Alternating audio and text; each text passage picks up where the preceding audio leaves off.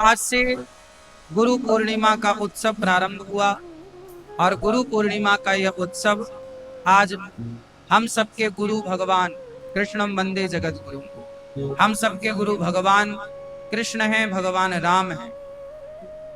तो गुरु पूर्णिमा का पावन पर्व, सबसे पहले हम सब उस गुरु को प्रणाम करें जो सबके गुरु हैं, भगवान राम, भगवान कृष्ण, भगवान श्रीमन नारायण सबके गुरु।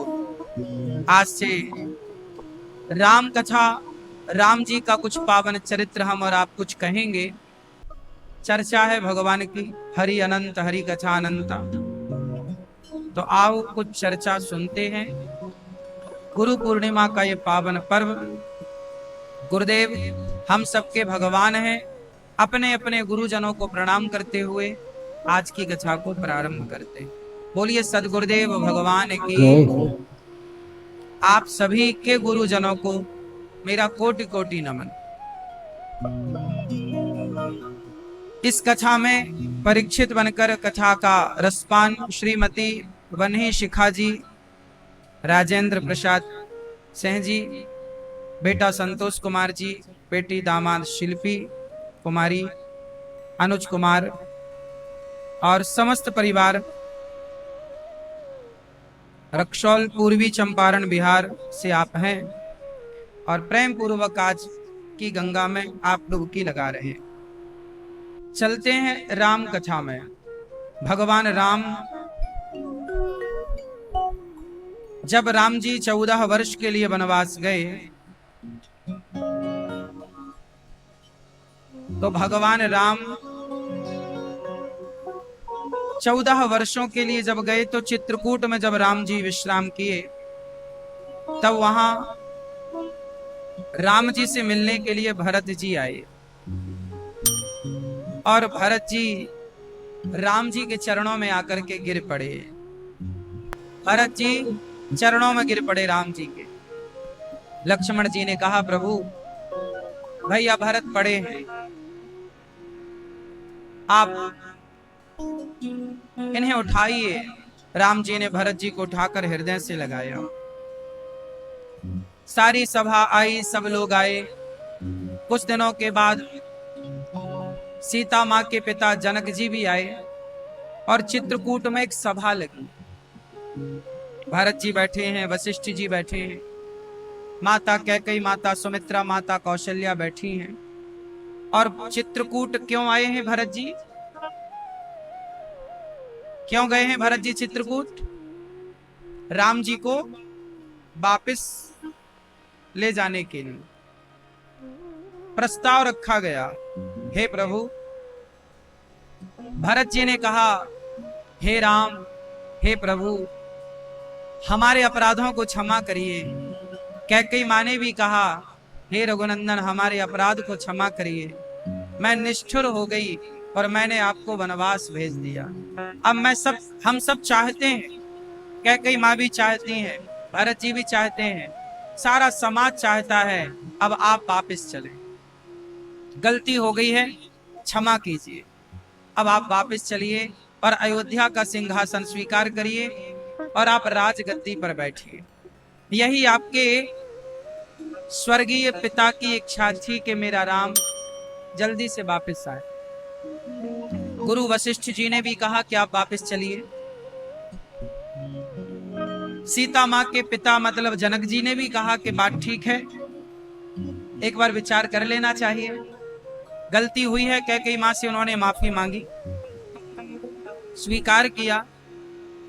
अब आप वापस चलिए। अब आप लोगों से मेरा एक सवाल है। आवाज आ रही है सब तक? मैया, पीछे वाली मैया, आवाज आ रही है क्या? नहीं आ रही है? आ रही है तो हाथ उठाओ। यहां यहां, हाँ। अब मुझे एक प्रश्न, मैया पंचायत हो गई हो तो सुन लो। सुनो।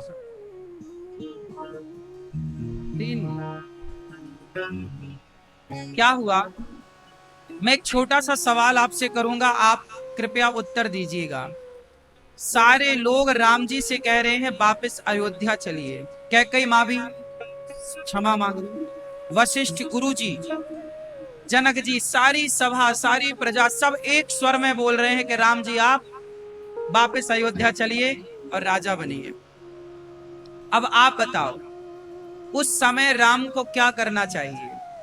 प्रजा की बात मानकर, माता पिता की बात मानकर, गुरुजनों की बात मानकर अयोध्या जाएं या ना जाएं? आप उत्तर दो, क्या करें राम? जाएं कि ना जाएं? बोलो, जाएं? जाना चाहिए था राम को कि नहीं जाना चाहिए था? क्यों जाना चाहिए था? आप बताओ भैया, जाना चाहिए था? हाँ, हाँ या ना? जाना चाहिए तो ऐसे सिर करो, नहीं जाना चाहिए तो ऐसे सिर करो। बताओ, नहीं जाना चाहिए? आप क्या कह रहे हैं? राम को जाना चाहिए? नहीं? आप भैया क्या कह रहे हैं? जाना चाहिए राम को? आप बताओ भैया, भैया क्या कह रहे हैं? राम जी वापस अयोध्या जी जाएं कि ना जाएं? पीछे वाले, राम जी जाएं, सब कह रहे हैं चलो चलो चलो, सब गलती स्वीकार कर रहे हैं। क्या करें राम जी? थोड़ी देर के लिए विचार करो, यदि राम जी वापस चले जाते तो क्या होता? यदि राम जी वापस चले जाते तो कोई राम कथा ना होती। यदि राम जी वापस चले जाते तो कोई राम कथा ना होती। राम जी नहीं, सारे कह रहे हैं चलो, आंसू बहा बहा के कह रहे हैं, सब इमोशनल है, सब रो रहे हैं, परेशान है, राम चलो चलो। राम जी नहीं गए। क्यों? क्यों? क्योंकि राम एक अच्छे राजा है, राम एक अच्छे पुत्र है। राम, अब देखो राम ने क्या उत्तर दिया, अब क्या कहा होगा राम जी ने? सुनो राम जी क्या कह रहे हैं। जब आपको सब लोग कहें कि चलो चलो, तब आप क्या कहेंगे? तो राम जी ने क्या कहा, अब सुनने लायक था। राम जी ने कहा, हे गुरु जी, हे भैया भरत, हे मेरी माता, हे मेरे सभी प्रजाजन, आप बताओ, मैं चलने को तैयार हूं, पर मेरे एक प्रश्न का उत्तर दो ना। अब राम कह रहे हैं, मेरे प्रश्न का उत्तर दो। यदि मैं आपके साथ अयोध्या चला और मैं राजा बना, तो मेरे मरे हुए पिता,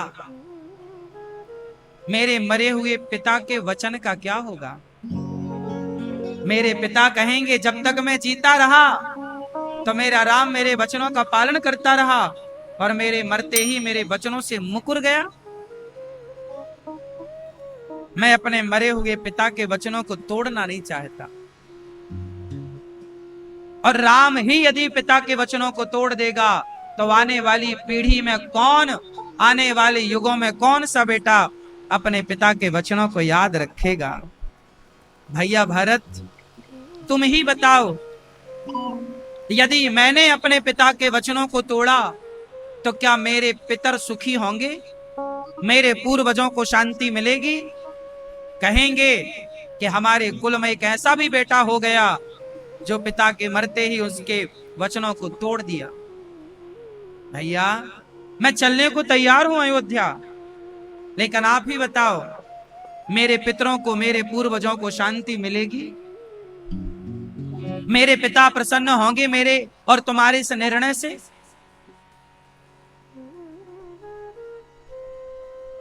सारी सभा चुप, किसी के पास कोई उत्तर नहीं। ये कथा जरा सी है, पर ये मैसेज दे रही है कि आप लोग जो भी निर्णय लेते हैं, आप लोग जो भी डिसीजन लेते हैं, उस निर्णय का 10 साल, 20 साल, 50 साल बाद भी समाज में प्रभाव रहता है। पता है आपको? महात्मा गांधी जी ने जो निर्णय लिया, उनका निर्णय का प्रभाव आज 2024 में भी है। हाँ या ना? पंडित लाल बहादुर शास्त्री जी ने उस समय जो निर्णय लिया होगा देश के लिए प्रधानमंत्री बनकर के, वो निर्णय आज भी समाज में प्रभाव डाल रहा है। हाँ या ना? उस समय जो निर्णय लिया झांसी की रानी ने, जो निर्णय लिया शिवाजी ने, कब लिया था ये निर्णय? 1857 में झांसी का निर्णय था।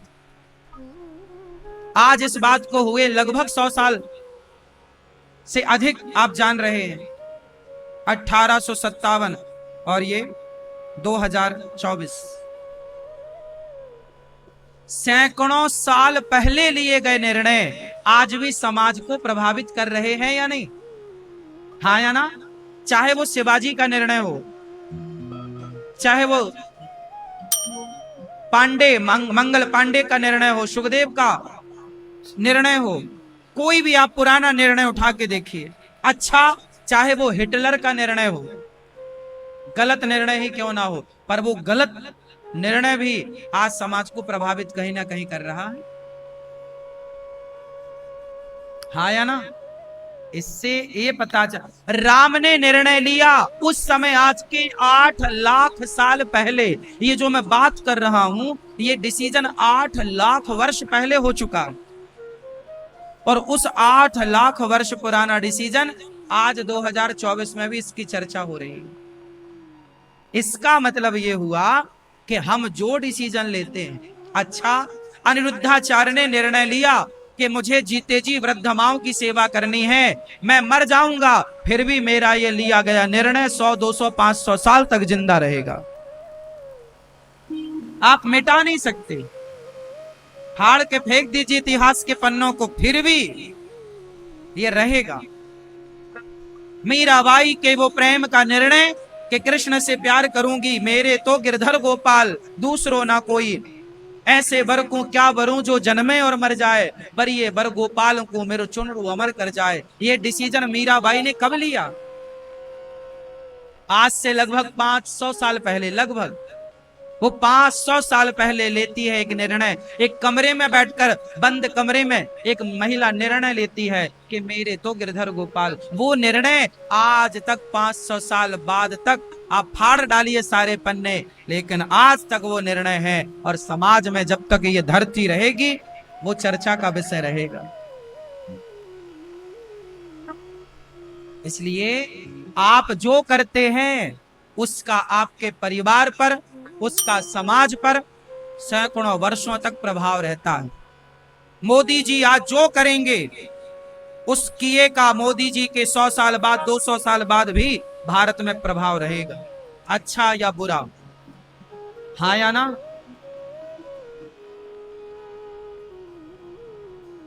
निर्णय आप भी लिया करते हैं। दुर्योधन ने निर्णय लिया कि मैं पांडवों से लड़ूंगा, उसका निर्णय आज तक समाज के सामने।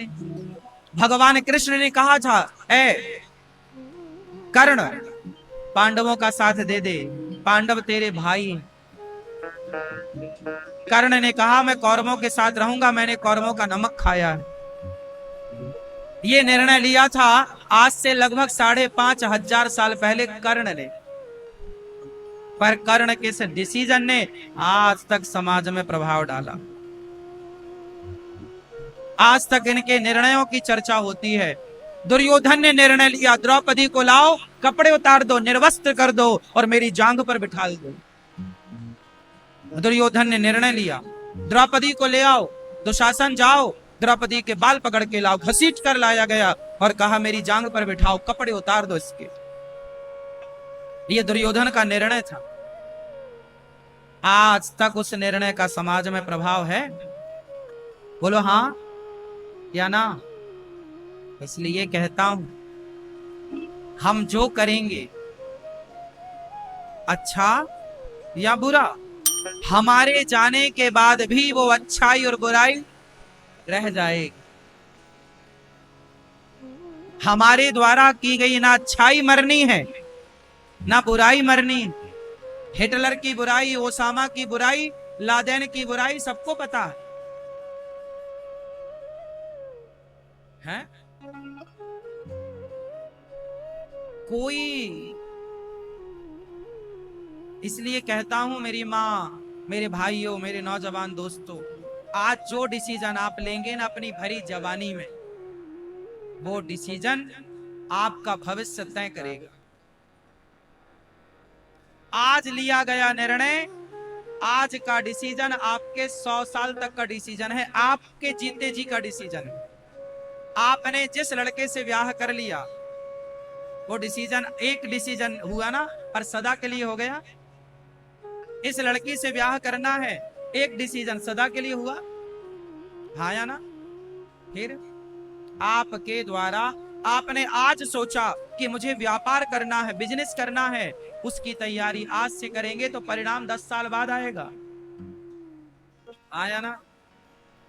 जो निर्णय आज लिया जाएगा उसका फल आज ही ना दिखेगा, आज से 10 साल 20 साल बाद, और वो प्रभाव लंबा चलेगा, रहेगा। बस यही है जीवन में एक अच्छा निर्णय। गुरु क्यों होते हैं, क्यों गुरु बनाए जाते हैं? अर्जुन निर्णय नहीं ले पा रहे थे कि मैं युद्ध करूं कि ना करूं।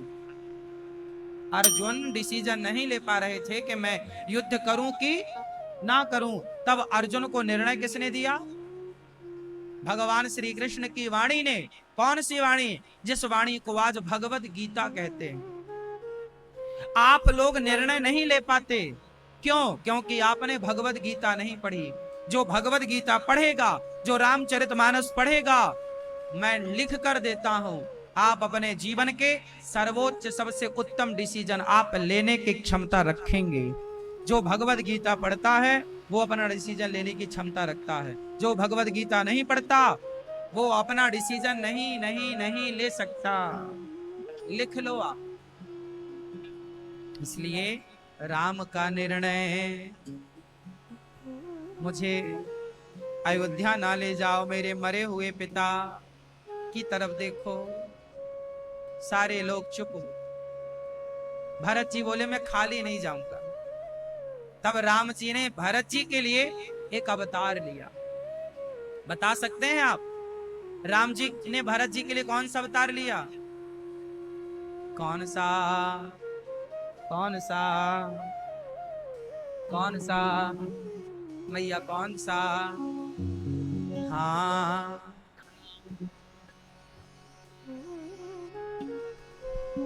भरत जी ने कहा मैं अकेले कैसे जाऊं, आपको लेने आया हूं।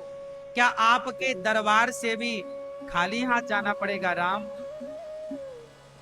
तब भरत जी से राम जी ने कहा ना भरत, मेरे दरबार से खाली हाथ नहीं जाना पड़ेगा, मैं तुम्हें खाली हाथ ना जाने दूंगा। तो क्या आप मुझे मिलोगे? हाँ। तो कैसे? तब भगवान ने अपने भरत भक्त के लिए, भाई के लिए, भगवान राम कभी नरसिंह बनते हैं, खंबा से प्रकट होते हैं। आज भगवान ने अपने भक्त भाई के लिए चरण पादुका का अवतार धारण कर लिया। पादुका को लेकर के सिर पर देखिए कितना बढ़िया मैसेज है, कितना बढ़िया संदेश है। राम और भरत जी भाई, एक ऐसे भाई जिनकी माता दो है। कौशल्या माँ राम की माँ है और कैकेयी माता भरत जी की माँ। 99% समाज में देखा जाता है कि साउथ के भाई भाइयों में बनती कम है। साउथ भाइयों में बहुत कम बनती है। पर समाज को कितना बढ़िया मैसेज दिया राम जी, भरत जी ने। सोचिए भरत जी भी राजा बन गए होते, राम वनवास में होते, तो कौन इन भाइयों की मिसाल देता? भाई को कैसे रहना चाहिए। चरण पादुका ले गए राम जी की। नंदीग्राम में भरत जी रहे। चरण पादुका सिंहासन पर रखी। पलट पलट करके जब चित्रकूट से गए, पलट पलट कर राम जी को देख रहे हैं। भरत जी अब अयोध्या में जाते नहीं हैं। अयोध्या में जब जाते हैं ना, तो जहां देखते हैं वहां राम की याद आती है। हर जगह वो राम राम को देखते हैं। ये घाट पर राम नहाया करते थे, इस जगह राम जी सोया करते थे, यहाँ राम खेला करते थे, यहाँ राम बैठते थे। तो चित्रकूट से लौटकर नंदीग्राम, भरत जी अयोध्या नहीं गए, नंदीग्राम अयोध्या से 20-25 किलोमीटर दूर रहे। भरत जी ने चरण पादुका सिंहासन पर रखी और राम की सेवा करते। सिंहासन पर किसे बिठाया भरत जी ने? चरण पादुका। कौन है? राम है। बस यही है जीवन का सार। पूरी अयोध्या किसने संभाली 14 साल? बोलो। भरत जी ने। किसने संभाली? पूरी अयोध्या भरत जी ने संभाली 14 वर्ष। लेकिन राजा बनकर नहीं, राम का दास बनकर। मैं राम का। बस ये आपके जीवन के लिए है। आप भी पूरी गृहस्थी संभालो, आप भी पूरा काम काज संभालो, पर राजा बनकर नहीं, प्रभु के दास दासी बनकर काम संभालो। हे प्रभु, हम आपके, ये फैक्ट्री आपकी, ये दुकान आपकी, ये काम आपका। आप जानो, आपका काम जाने। चाहो तो पार लगाओ, चाहो तो डुबाओ, मर्जी आपकी। अपना ना मानो कि मेरा है। ये भरत जी से मैसेज मिला, सीख मिली। अब राम जी यहां से भरत जी की याद में अब बहुत समय चित्रकूट में, अब राम जी का भी मन ना लगा और राम जी चित्रकूट से आगे पंचवटी की ओर चले और यहां से ही अयोध्या कांड पूरा हुआ। अब अयोध्या कांड पूरा होते ही अरण्य कांड स्टार्ट हुआ। अरण्य मतलब, रण्य कहते हैं जंगल को। अब जंगल में जो जो हुआ वो अरण्य कांड में गोस्वामी जी ने लिखा।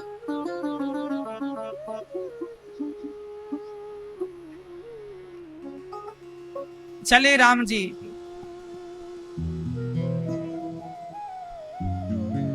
अब एक घटना घटी। एक दिन राम जी, अभी चित्रकूट में ही है राम जी, चलने की तैयारी है। आज राम जी माता सीता का श्रृंगार कर रहे हैं। श्रृंगार, आज राम जी माता सीता के बालों में पुष्प गूंथ रहे हैं। एक पति और एक पत्नी किस तरह प्रेम से रह सकते हैं, यह राम और सीता से सीख लेना चाहिए। आज चित्रकूट में सुंदर से पुष्प राम जी तोड़कर लाते हैं और सीता मैया सामने बैठी हैं। सीता मैया के पीछे राम जी बैठे हैं और सीता माँ के सिर राम जी की गोद में।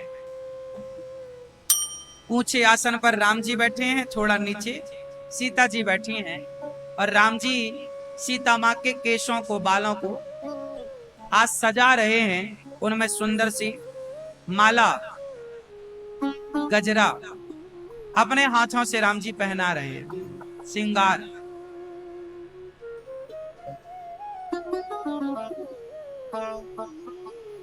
और राम जी ने पुष्पों के गहने बनाए, पुष्पों का जूड़ा, फिर पुष्पों का एक हार, पुष्पों का बाजूबंद सीता माँ को अपने हाथ से पहना रहे। कहा, सीते जंगल में हूं तो मैं सोने का हार तो नहीं पहना सकता, पुष्प का ही पहन लो। सोने का बाजूबंद तो नहीं ला सकता, पुष्प का ही पहन लो। देखो राम, देखो जरूरी नहीं है कि हमारे पास सोना चांदी हो, जरूरी नहीं है कि आप पत्नी को सोने का ही हार लाओ। अरे कभी कलियां तोड़कर कभी पुष्प ले आओ और अपने हाथ से पुष्प का हार बनाकर अपनी पत्नी के गले में पहनाओ। वो इतना सुख पाएगी कि सोना चांदी भी इतना सुख ना देगा। यदि प्रेम है ना तो ये सब चीजें अच्छी हैं। जरूरी नहीं है कि हम पत्नी को सोने का ही तोहफा दें। क्यों? राम और सीता का ये जो है कार्य, ये क्या दर्शा रहा है? पति पत्नी का प्रेम। पति पत्नी का प्रेम कितना मधुर होता है। पति पत्नी का प्रेम कितना पवित्र होता है। पति और पत्नी के प्रेम में आपको बता दूं, पति पत्नी के प्रेम में भगवान का वास होता है। पति पत्नी की प्रसन्नता में ईश्वर की प्रसन्नता होती है। पति पत्नी की प्रसन्नता में हमारे घर में लक्ष्मी, अन्नपूर्णा और जितने भी शुभ देवी देवता हैं सब प्रसन्न होते। इसलिए प्रसन्न आप भी पत्नी का श्रृंगार कर सकते हैं, राम जी से सीख सकते हैं। अच्छा, कितनी स्त्रियां चाहती हैं कि मेरा पति भी ऐसा श्रृंगार करे मेरा? चाहती सब हैं, पर शर्म के मारे हाथ नहीं उठ रहा।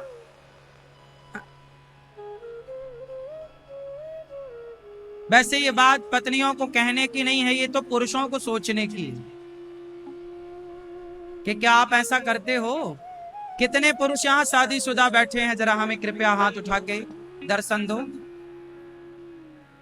शादी हो गई, तुम करते हो कभी पत्नी का श्रृंगार कि केवल लड़ते ही हो, ताने बस मारते हो?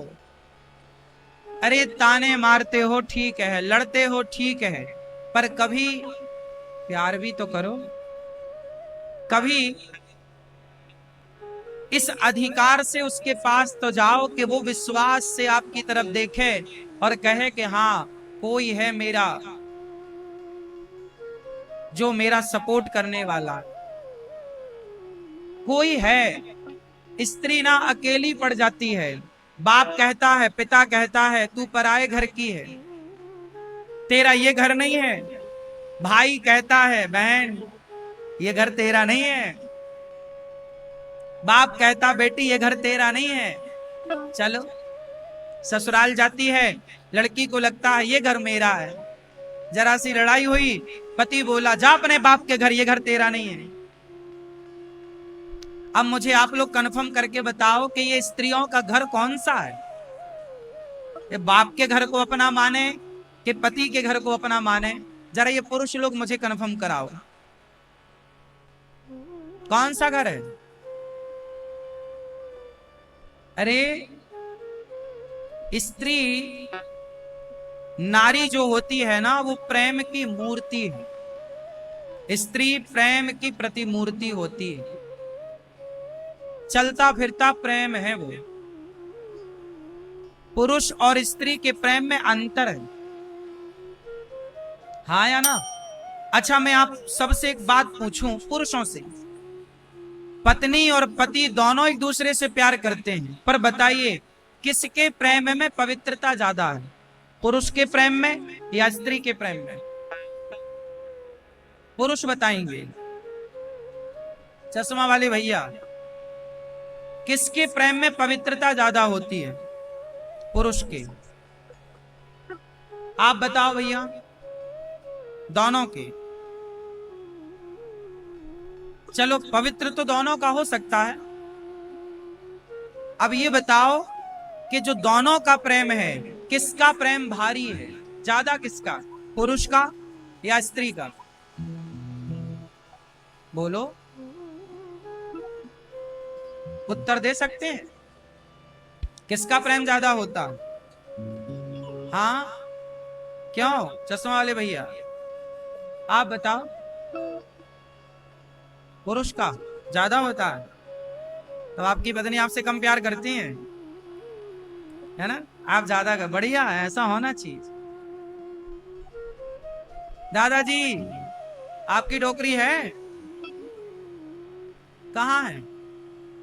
हाँ हाँ, बताओ फिर, आपका प्रेम ज्यादा है कि उनका आपके प्रति ज्यादा है? बराबर? सही।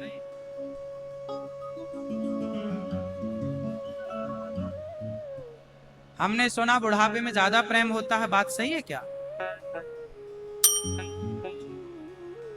हाँ क्यों मैया? देखो, आप सबकी बातें बहुत बढ़िया हैं, पर मेरा जो मानना है, समाज में जो मैंने देखा है, इससे देखने से ये पता लगता है कि स्त्रियों का प्रेम जो है ना, पुरुषों से ज्यादा पवित्र भी है और भारी भी। ऐसा मेरा पर्सनल मानना, हो सकता है मेरी मान्यता गलत हो, पर समाज में मैंने जितना कुछ देखा है, मैंने मुंशी प्रेमचंद्र जी की उस जमाने की कुछ कहानियां भी पढ़ी,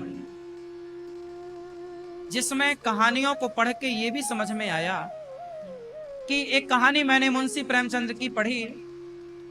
कहानी बहुत सारी पढ़ने से कहानियों का नाम तो पता नहीं होता, लेकिन कहानी पता होती है। एक कहानी मैंने पढ़ी, 2 मिनट कहो तो मैं सुना दूं आपको।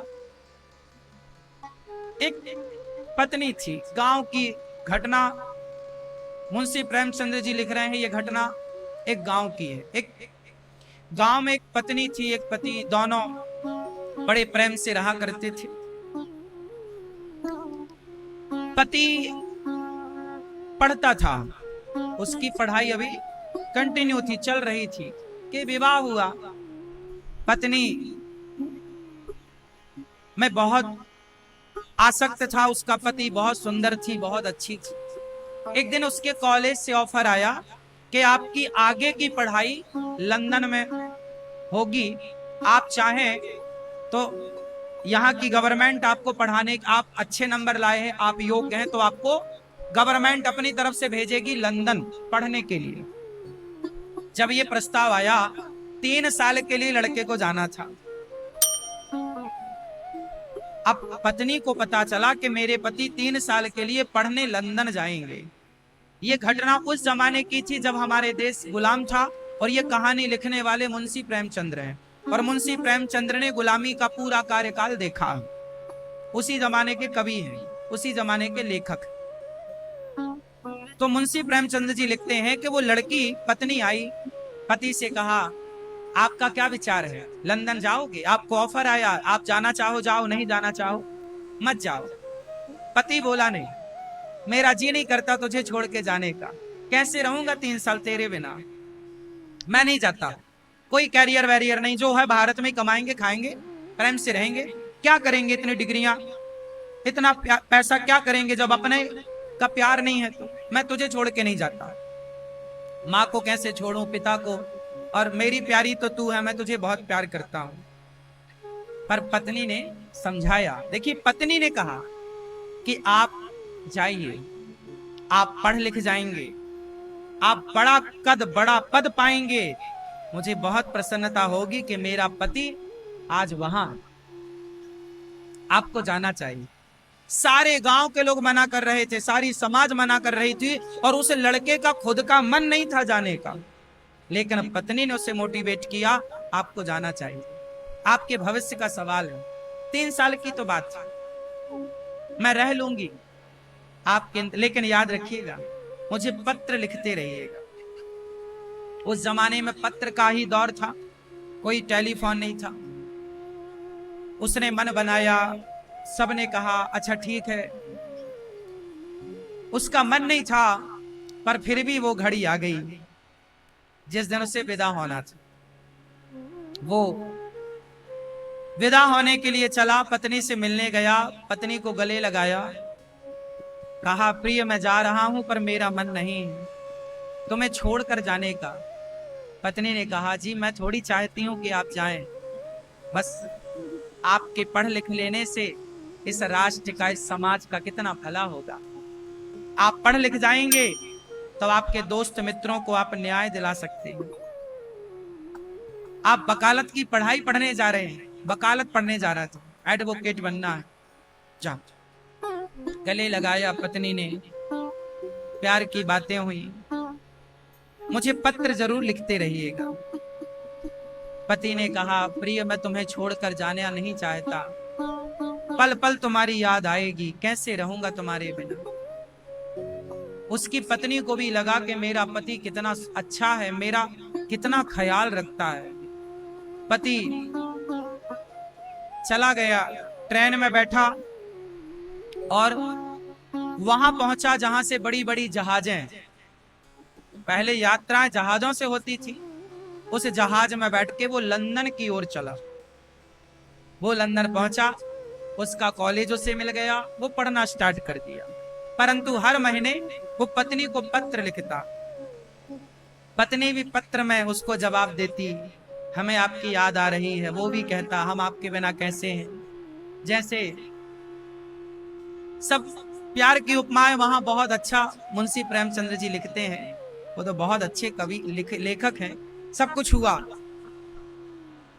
1 साल बीता, पत्र आने खत्म, पत्र आने बंद। पहले अब 2 महीने में एक बार आता, फिर 6 महीने में, अब तो साल भर हो गया, पत्र नहीं आया। पत्नी को लगा मेरे पति का पत्र नहीं आया। अब जब पत्र नहीं आया तो ये भी पत्र लिखती तो इस पत्र का कोई जवाब ना आए, तो जब जवाब ना आए तो लिखने से क्या फायदा है। पत्नी को लगा पत्र आते थे तब तो मैं जी लेती, 3 साल नहीं 6 साल रह लेती, अब पत्र नहीं आ रहे हैं। पत्नी को लगा कि मुझे जाना चाहिए। वो पत्नी अपने पति को पाने के लिए देखने के क्या हाल है, लंदन में क्या चल रहा है, वहां की हवा ने कहीं उनके मन को परिवर्तित तो नहीं कर दिया। वो चली, लंदन चली वो महिला। गांव वालों ने रोका, ना ना मैं आ जाऊंगी, मैं पति को पाने जा रही हूं। वो लंदन पहुंची, एड्रेस तो उसको पता ही था क्योंकि उसके कार्ड आते थे ना, पत्र आता था तो एड्रेस था। अब वो जैसे ही लंदन पहुंची तो वो जैसे ही पहुंची उस कॉलेज के सामने, क्योंकि उसे कॉलेज पता था मेरा पति इस कॉलेज में पढ़ रहा है, जैसे ही पहुंची तो उसने देखा कि उसका पति सामने से आ रहा था।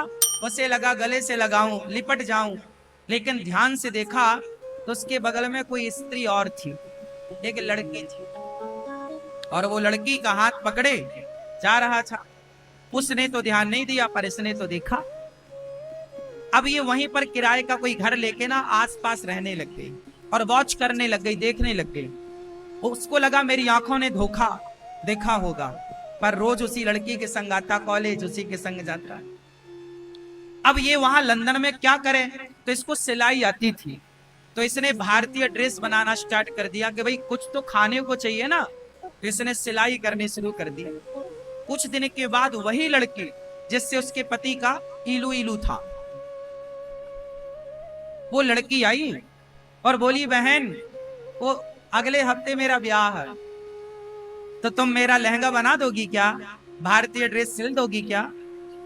हाँ हाँ क्यों नहीं, मैं सिल दूंगी।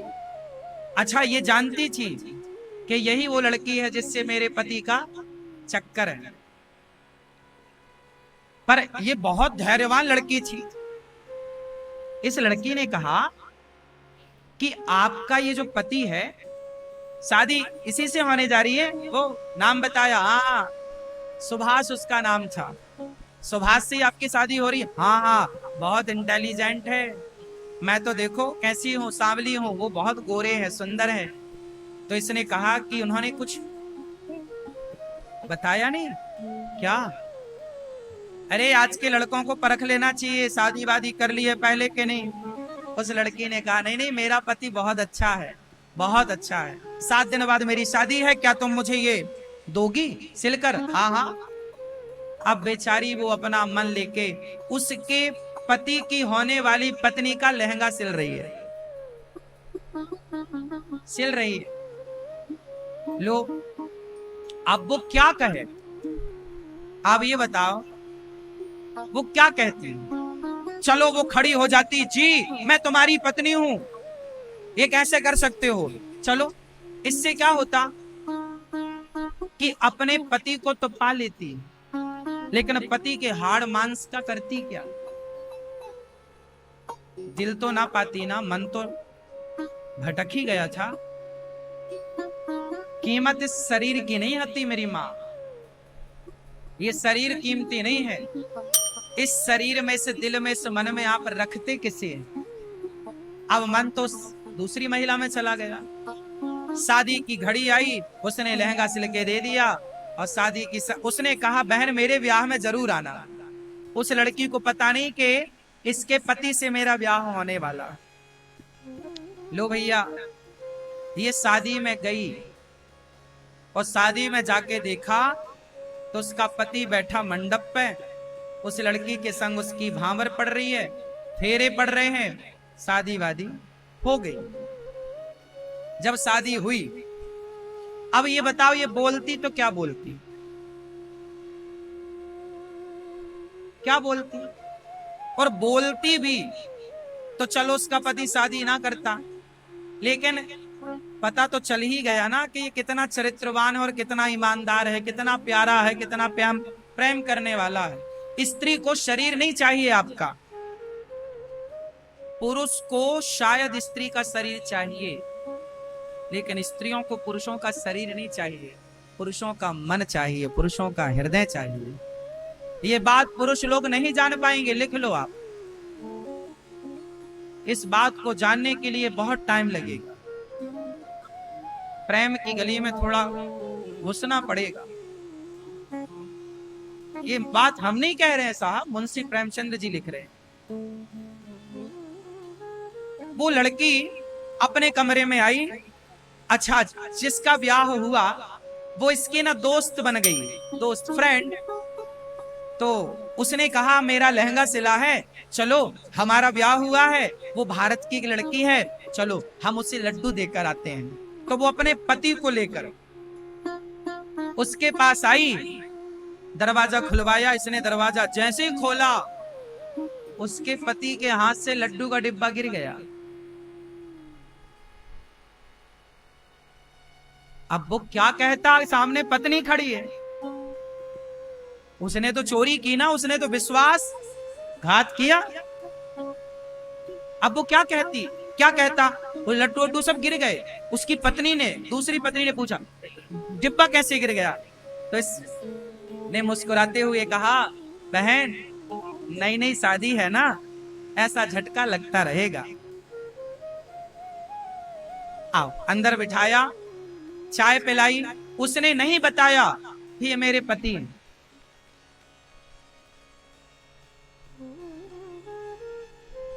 उस लड़की ने कहा बहन तुमने मेरा लहंगा सिला, मेरी शादी में आई, बहुत अच्छा लगा, देखो मेरे पति कितने अच्छे।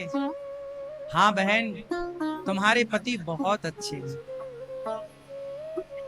भगवान करे कि तुम्हारे पति अच्छे ही रहें, क्योंकि कुछ लोग समाज में ऐसे हैं जो प्यार का इजहार किसी से करते हैं, साथ जीने और मरने की कसमें खाते हैं, पर साल 2 साल में ही अपने रंग बदल देते हैं। बहन भगवान करे तुम्हारे पति ऐसे ना हो। अब वो सुन रहा है, वो तो जान रहा कि मैंने से सारी जिंदगी साथ जीने मरने की कसमें खाई, पर वो पानी पानी था, कहे तो कहे क्या। वो लड्डू वड्डू बांट के घर चला गया। ये अपना, इसने देख लिया कि मेरा पति कहाँ है, इसने दरवाजा बंद किया, किराए का घर था, किराया दिया, जिसका था दिया, और अपने किराएदार मालकिन को एक डिब्बी देती है, बहन वो मेरी सहेली आएगी कल, तो ये डिब्बी उसे देना और ये पत्र देना, और ये वापस भारत की ओर रवाना हो। क्या करती, प्रेम क्या है, ये प्रेम इसका था कि इसने अपने पति से इतना प्यार किया कि उसकी खुशी में, यदि तुम मेरे बिना खुश हो ना तो खुश रहो। ये प्यार है, प्यार त्याग मांगता है, त्याग। ये वापस, अच्छा उसका पति ना, उसे नींद ना आई, उसको लगा मेरी पत्नी कितनी अच्छी है कि मेरा पता लगाते वो भारत से लंदन आ गई, और देखो उसने मेरे बिना किसी और से आंखें ना मिलाई, और मैंने उसके बिना साल 2 साल में किसी और लड़की से प्यार करके शादी कर ली। उस आदमी ने सोचा कि ये जो लड़की है, ये जो मुझे लंदन में मिली है, क्या ये मेरे लिए इतना त्याग कर सकती है जितना मेरी भारत की उस पत्नी ने प्यार किया, त्याग किया। वापस आया कि चलो सॉरी बोलूंगा, माथा चरणों में रखूंगा, माफी मांगूंगा। वो दौड़ा दौड़ा रात को आया, पत्नी से बोला मैं आ रहा हूं, दौड़ा दौड़ा आया, पर वहां तो अब वो थी ही नहीं। मालिक ने कहा कि भैया ये कागज दिया है और ये कुछ डिब्बा है। उसने खोला तो शादी का जोड़ा जो उसने अपनी शादी में पहना था, अपनी शादी में जो उसने लाल शादी साड़ी वाड़ी पहनी होगी वो सब जोड़ा रखा, सिंदूर की डिब्बी दी और उसने लिखा अपनी सहेली को, मतलब उसकी पत्नी को, कि बहन तुम्हारी जोड़ी अमर रहे और अब मेरी इच्छा है कि तुम्हारे ही शुभ हाथों से, तुम सुहागन हो, तुम पतिव्रता हो, तुम्हारे शुभ हाथों से ये सिंदूर, तुम ये शादी का जोड़ा एक नदी में, जलाशय में विसर्जित कर देना। क्यों? तुम्हारा घर बस गया, तुम्हारा जीवन सुखमय रहे। अब मेरे जीवन में इस सिंदूर का कोई काम नहीं, इस शादी के जोड़े का कोई काम नहीं है। मेरे पति अब मुझे कभी ना मिल पाएंगे, मेरे पति से मेरी मुलाकात कभी ना हो पाएगी, तो मेरे इस सिंदूर को तुम विसर्जित कर दो। अब ये बात उसका पति पढ़ रहा है, पढ़ पढ़ के रो रहा है, रोता रोता याद कर रहा है। इसी के साथ मुंशी प्रेमचंद्र जी ने इस कहानी को पूरा किया। कहानी बस इतनी सी है। बस ये कहानी ये बता के चली गई कि स्त्रियां सारी जिंदगी गुजार देती हैं अपने पति की विधवा रहकर। इतिहास साक्षी है, स्त्रियां अपने पति की विधवा रहकर सारी जिंदगी गुजार देती हैं या नहीं? हाँ या ना? जोर से। लेकिन पत्नी मर जाए तो पति दूसरा ब्याह कर लेता है। इससे पता चलता है कि पुरुषों का प्रेम शरीर से है, स्त्रियों का प्रेम आत्मा से है। इसलिए पुरुषों की अपेक्षा स्त्रियों का प्रेम ज्यादा पवित्र है, ज्यादा भारी। मैं इस निर्णय पर पहुंचा हूं। आप इस निर्णय को, मेरे इस डिसीजन को आप गलत कह सकते हैं, मुझे दिक्कत नहीं, पर मैंने आज तक जो जाना, समाज में जो सीखा, वो ये सीखा कि स्त्रियों का प्रेम पुरुषों के प्रेम की अपेक्षा ज्यादा होता है, ज्यादा पवित्र होता है, ज्यादा भारी होता है। यदि पुरुषों का प्रेम भारी होता तो पुरुष 4 ब्याह ना करते। पुरुषों का प्यार ज्यादा भारी होता तो पुरुष 2 ब्याह ना करता। स्त्रियां 1 ब्याह करती हैं, मतलब वो एक से ही प्रेम करके सदा के लिए उससे संतुष्ट होकर प्रसन्न रहती हैं, और मर जाए तो उसी की विधवा रहती हैं। मरने के बाद भी दूसरे की तरफ आंख उठाकर नहीं देखती। ये बात सिद्ध करती है कि स्त्रियों का प्रेम पुरुषों की अपेक्षा कई गुना पवित्र है और कई गुना भारी है। क्या कहते हैं आप लोग? इसलिए मैं आप सबसे हाथ जोड़ विनती करता हूं कि अपनी पत्नियों का सम्मान किया करो, अपनी पत्नियों की इज्जत किया करो। पत्नी दौलत की भूखी नहीं होती, प्रेम की भूखी होती। प्रेम से पेड़ की छांव में बिठाल के कह दोगे कि ये आज से तुम्हारा घर है, तो वो पेड़ की छांव को अपना घर मान के तुम्हारे संग रह लेगी। इतना प्रेम। भगवान राम माता सीता के बालों में गजरा लगा रहे हैं, ये बात यहां से स्टार्ट हुई थी। तो भगवान राम फूलों का श्रृंगार कर रहे हैं, तो आप भी कभी अपनी पत्नी का ज्यादा सम्मान किया करो, पत्नी की ज्यादा इज्जत किया करो। हाँ, मेरा मानना कुछ अलग है साहब, क्या करूं? मैं माओ से ज्यादा प्यार करता हूं, माओ से। इसलिए ना ईश्वर ने मेरे खाते में 280 माएँ रखी हैं। गौरी गोपाल आश्रम में वृद्ध माताएं 280, और जो घर घर गांव गांव में जो मेरी वृद्ध माताएं जो कथा सुनती हैं और दास को अपना बेटा बना मानती हैं, ऐसी करोड़ों माओ का लाड़ प्यार में लूटता हूं और आशीर्वाद लेता हूं। तो मैं जानता हूं कि माँ की ममता क्या है। माँ होती है। माँ पूत कपूत सुने है परना, माता सुनी कुमाता, कुपुत्रो जायते क्वचिदपि कुमाता न भवति। माँ का प्यार और पत्नी का प्यार बहुत अंतर नहीं है इनके प्यार में, केवल दृष्टि का अंतर है। माँ का प्यार और पत्नी के प्यार में केवल दृष्टि का अंतर है, बाकी दोनों का प्यार पवित्र है। अब ये बहुत गहरी बातें हैं, समझाऊं तो घंटा लगे, इतना टाइम नहीं है हर चीज को, लेकिन जितना समझाया समझ में आया। क्या समझ में आया बेटा तुम्हारे? हाँ, पत्नी को कभी धोखा ना देना। स्त्री को धोखा देना मतलब ईश्वर को धोखा देना। जिसने अपना परिवार तुम्हारे लिए छोड़ा, सब कुछ तुम्हारे पे न्यौछावर कर दिया, कल आप उससे कह दो कि मैं तेरे से तलाक लेकर, तो गलत हो जाए। इसलिए हम हिंदुओं में ये तलाक का रिवाज नहीं है, इसलिए हम भारतीयों में, सनातनियों में तलाक का रिवाज नहीं है, क्योंकि हम भारतीय हैं ना, नारियों का सम्मान करना जानते हैं। राम नारियों का सम्मान करते हैं, इसलिए एक नारी के संग उन्होंने जीवन गुजारा है। आप विचार करो, ये पुरुष लोग 2-2 शादियां कर लेते हैं, 4-4 कर लेते हैं, बताओ क्या कोई पत्नी खुश होती होगी अपने पति के दूसरे ब्याह से? वो करता है तो अपने पावर पे कर लेता है। तुम तो पांव की जूती हो, चुप रहो, तुम्हें बोलने का अधिकार नहीं है, क्यों बोलोगी? लेकिन क्या उस नारी से पूछा जाए क्या वो खुश है? इसलिए गलत को गलत कहना सीखो, सही को सही कहना सीखो।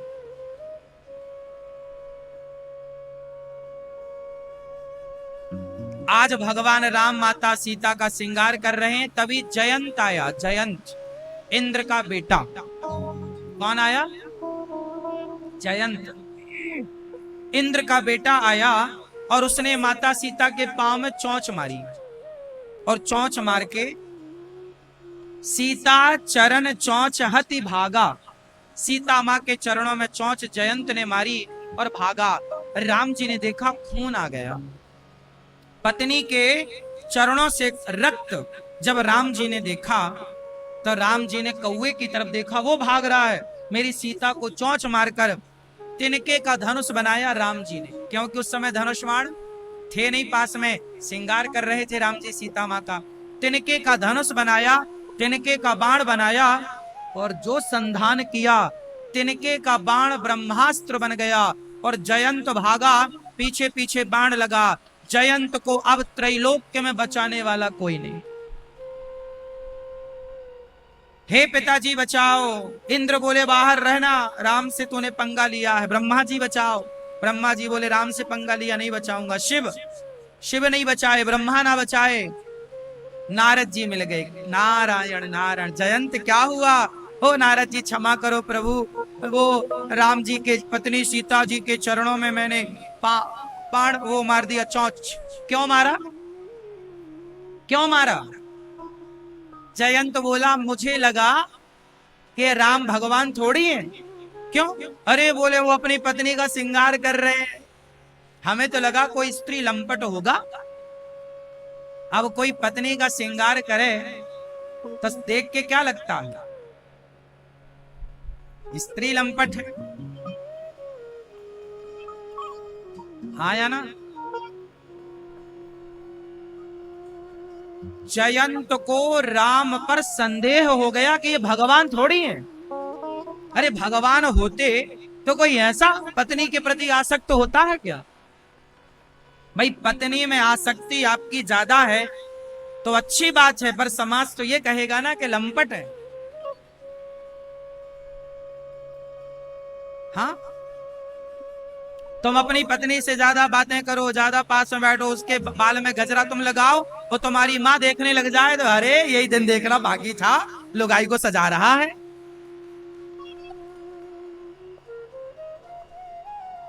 एक तो स्त्रियों की सबसे बड़ी दुश्मन स्त्रियां हैं। स्त्रियों की सबसे बड़ी दुश्मन, स्त्री की सबसे बड़ी दुश्मन स्त्री है। पुरुष कभी भी स्त्री का दुश्मन नहीं रहा। प्रेम पुरुष का कम है माना की, पर पुरुष कभी स्त्री का दुश्मन नहीं रहा। 1% आप कह सकते हैं कहीं किसी किसी जगह, 99% स्त्रियों का दुश्मन स्त्रियां ही रही हैं।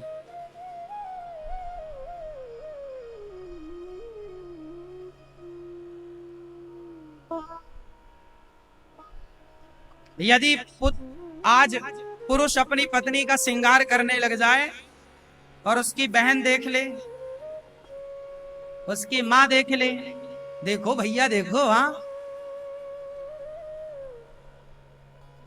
जबकि चाहते सब हैं कि मेरा पति मुझे समय दे और मेरा ख्याल रखे, और रखना चाहिए, लेकिन ये चीज लोग पचा ना पाते, नहीं पचा पाते, रीति है, क्या बताएं।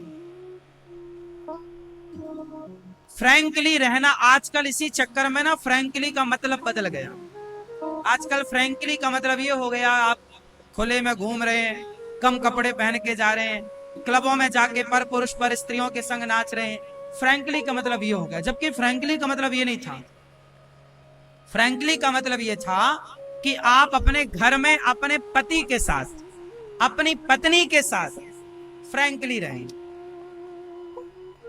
पत्नी और पति के साथ फ्रैंकली रहो, घुल मिल के रहो।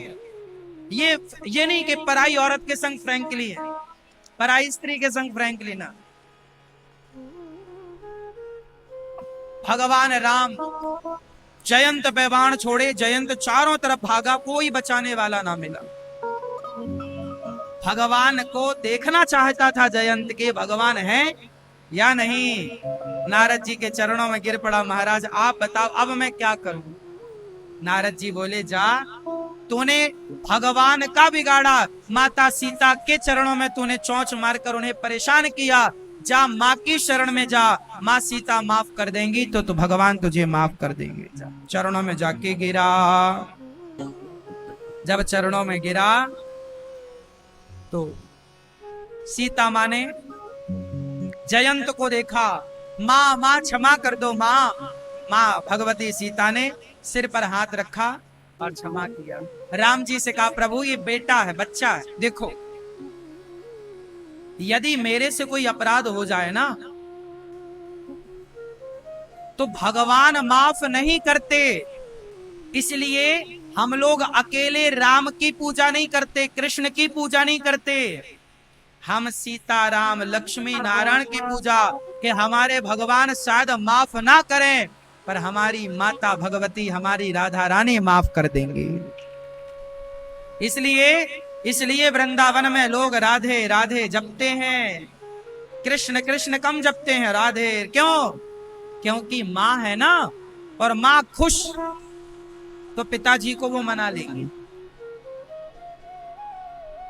हम लोग जब छोटे थे ना, मैं खुद छोटा था, और हमारे पिताजी जब नाराज हुआ करते थे, गुस्सा, तो हम लोग तुरंत दौड़ के माँ की गोद में आके बैठ जाते थे।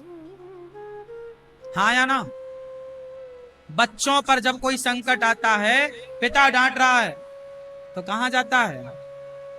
माँ के पास, और माँ राजी तो पिता राजी, सिद्धांत है। इसलिए राधा रानी राजी तो श्री कृष्ण राजी, इसलिए राधे राधे। अब ये लोग कुछ लोग कहते हैं तुम राधे राधे काहे जपते हो, ये तुम्हारे बस का नहीं है, तुम्हारी अभी बुद्धि बच्चों की है, तुम्हारी बुद्धि का विषय नहीं। राधा आधार है सृष्टि का, राधा सीता लक्ष्मी ये माँ है। इसलिए हम लोग पहले क्या कहते हैं, सीता फिर राम, राधे फिर कृष्ण, गौरी फिर शंकर, लक्ष्मी फिर नारायण, माता फिर पिता, चाची फिर चाचा, मौसी फिर मौसा, नानी फिर नाना, दादी फिर दादा। हर जगह लेडी फर्स्ट है, हर जगह भगवती आगे, क्योंकि मातृभाव है। पिता थोड़ा कड़क स्वभाव का होता, माँ कोमल स्वभाव की होती, इसलिए माँ। ये अत्रि जी कौन है जानते हैं? कौन? कौन है अत्रि जी? इनकी पत्नी का नाम बताओ। ये माता अनसुईया।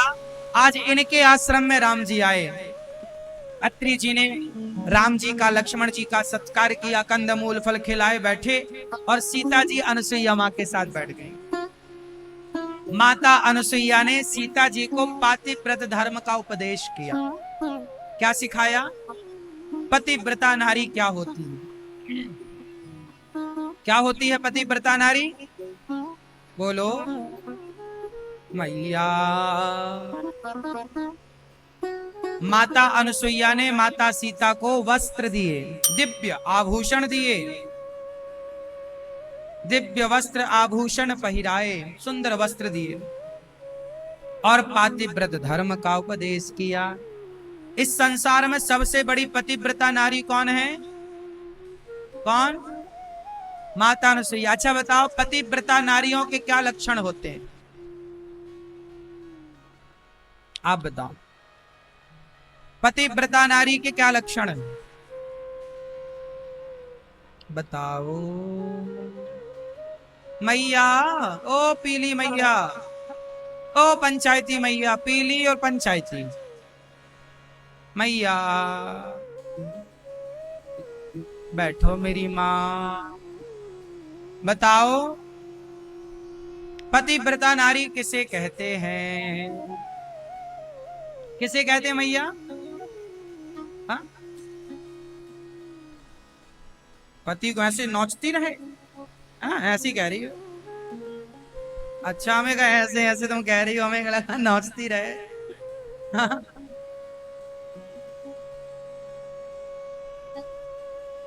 पतिव्रता नारी कौन? ओ मोबाइल वाली मैया, पतिव्रता नारी कौन? आप बताओ, बताओ मेरी माँ, पतिव्रता नारी के क्या लक्षण है? हाँ, पतिव्रता नारी के लक्षण है धीरज, धर्म, मित्र, अरुनारी, आपत्ति काल परखिए चारी। पत्नी की पहचान कब होती है? मेरी पत्नी अच्छी है या बुरी है, ये कब पता लगता है?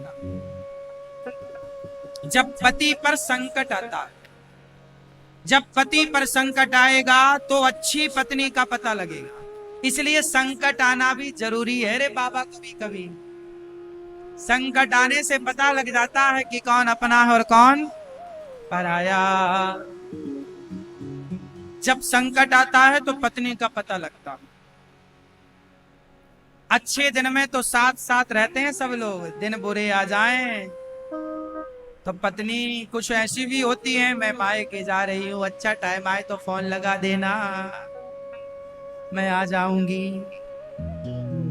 दिन अच्छे हैं तो पति के साथ, दिन बुरे आए तो छोड़ के चली गई। पर माता सीता राम के हर दिनों में साथ में रही। अच्छे दिन हो या जो हर समय आपका साथ निभाए। दिन बदलते रहेंगे क्या? सुख दुख तो दिन रात की तरह। मौसम बदल गया ना। आज से 4-5 महीने पहले आप आए थे तो स्वेटर पहन के आए थे। 6 महीने पहले सर्दी थी। दिसंबर जनवरी में आओगे स्वेटर पहन के आओगे, गर्मी में आओगे देखो गर्मी वाले कपड़े। तो मौसम बदल गया ना। ऐसे ही समय बदलता। पत्नी को चाहिए कि वो हर समय पति का साथ निभाए। सुख हो दुख हो, हानि हो लाभ हो, धीरज, धर्म। अच्छा, पत्नी की पहचान भी दुख में होती है कि ये सही है। अच्छा, ये बात सही है ना कि कुछ स्त्रियां दुख में पति को छोड़ देती हैं? बहुत सारा केस देखने को मिलता, हमें तो यही सब बैठे बैठे देखने को मिल जाता है। बहुत सारे पुरुष आते हैं, महाराज जी क्या हुआ, मेरी पत्नी कहती है होटल में खिलाओ। अब हमारे पास इतना पैसा नहीं है कि हम उसे रोज होटल में एक बार ले भी गए हम, पर वो कहती है हफ्ते में एक बार खिलाओ रोज होटल में। अब कहा महाराज जी, हमारे पास इतना बजट कि हम 1000 रुपए का उसको खवाएं, इतना नहीं है। गरीब आदमी हूँ, सामान्य हूँ, कमाता खाता हूँ। और पत्नी को शौक लगा है, बोले साड़ी दिलाओ महंगी, नहीं दिलाते तो कहती है तुम्हारी यही औकात है। चली गई माइक, फोन लगाते हैं, बोले आती नहीं है, बोले पहले पैसा कमा लो। तो ऐसे भी हैं जो पति का साथ तब छोड़ देती हैं जब पैसा ना हो।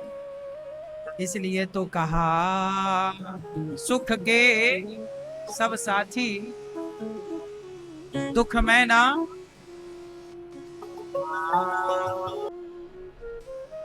तो धीरज, सुख के सब साथी, दुख में ना कोई, ये सब आपने सुनी।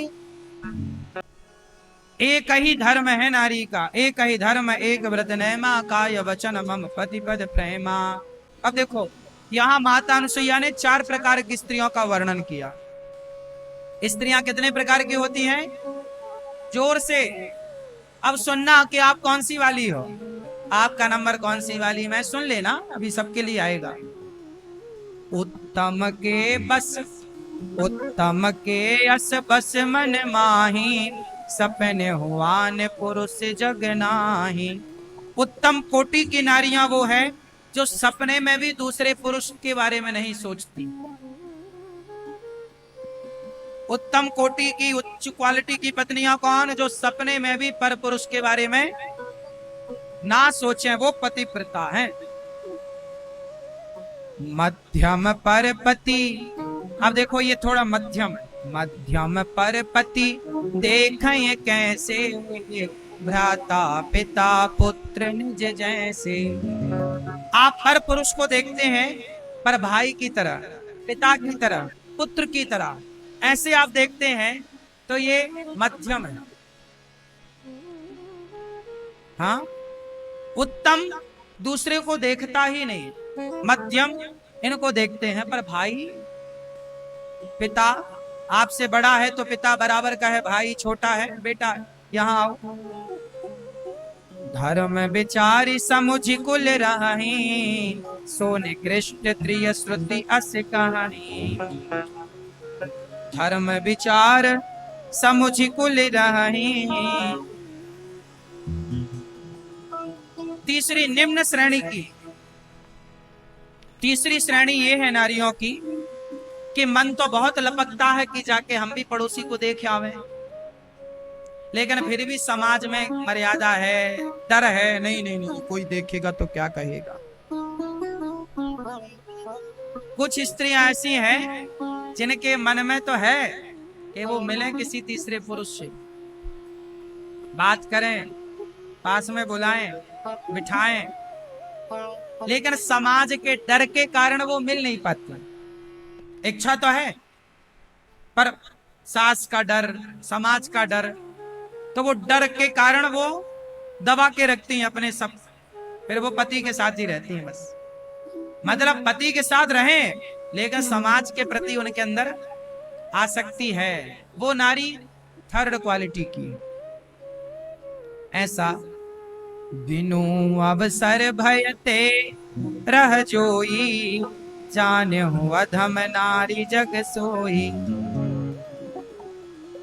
जो स्त्री पति के डर से पतिव्रता बनी रहती है, पति वंचक पर पति रति कराई, रौरव नरक कल्प सत पराई।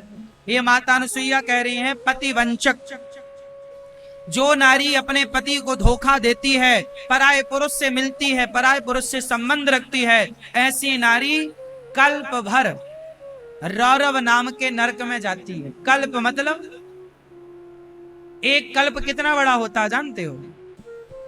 जानो, कलयुग है 4 लाख, है ना, 32,000 वर्षों का।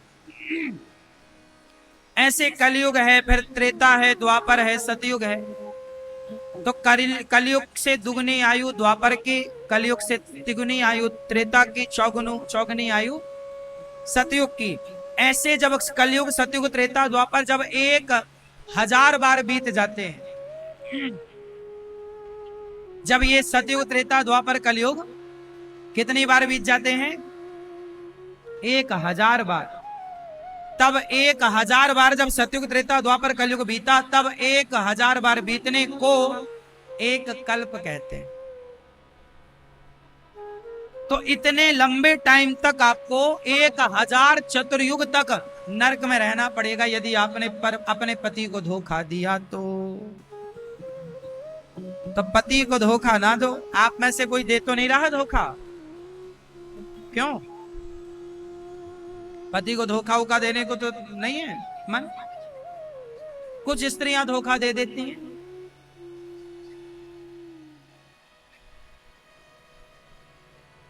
एक पुरुष मेरे पास आया कुछ दिन पहले, बोला महाराज जी मुझे बचा लो। हमने कहा बचा लो? काहे बचा ले भैया, क्या तुम पे संकट आया? तुम तो बढ़िया हो, कहाँ बचाएं? बोले महाराज जी मुझे एक पराई औरत मेरी पड़ोस में रहती है, रोज बुलाती है। हाँ। मैंने कहा बुलाती है तो काहे जाता है? बोले क्या करें महाराज जी, पहली बार गए थे तो मैंने कहा उसका ब्याह हो गया? हाँ। बोले उसका पति है। मैंने कहा उसके पति को पता नहीं है कि तू मिलने जाता है? बोले थोड़ा थोड़ा पता है, कंफर्म नहीं है उसको। मैंने कहा तू गलत कर रहा है, किसी पराई स्त्री की तरफ देख रहा है, तेरा तो सत्यानाश होगा, उस स्त्री का भी सर्वनाश हो। तो समाज में ऐसे भी है, लुका छिपा सब चल रहा है। अब ये तो भगवान ही जाने कि कौन कैसा है। आजकल तो आदमी को मौका मिले तो देख लो। जेठालाल को जरा मौका मिला कि बबीता की तरफ देखा, ऐसे ही चल रहा है सब। हाँ या ना? इस दुनिया में आज इसलिए कहता हूं पत्नी पतिव्रता हो, पुरुष पत्नी व्रता हो, पर नारी की तरफ बिल्कुल ताक झांक नहीं। ये मन का भरोसा नहीं कब आपको डुबाए। ये मन बड़ा चंचल है, इसलिए मन पे भरोसा ना करना। समय से शादी ब्याह कर लो, अपनी पत्नी के साथ बिंदास रहो, पति के साथ रहो, यहाँ वहां बिल्कुल ना देखो। ऐसा हम नहीं कह रहे हैं, माता अनुसुईया कह रही हैं।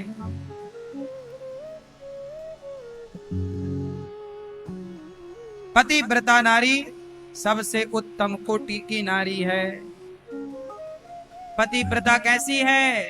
एक ही धर्म एक व्रत नैमा, काय वचन मम पति पद प्रेमा। एक ही धर्म।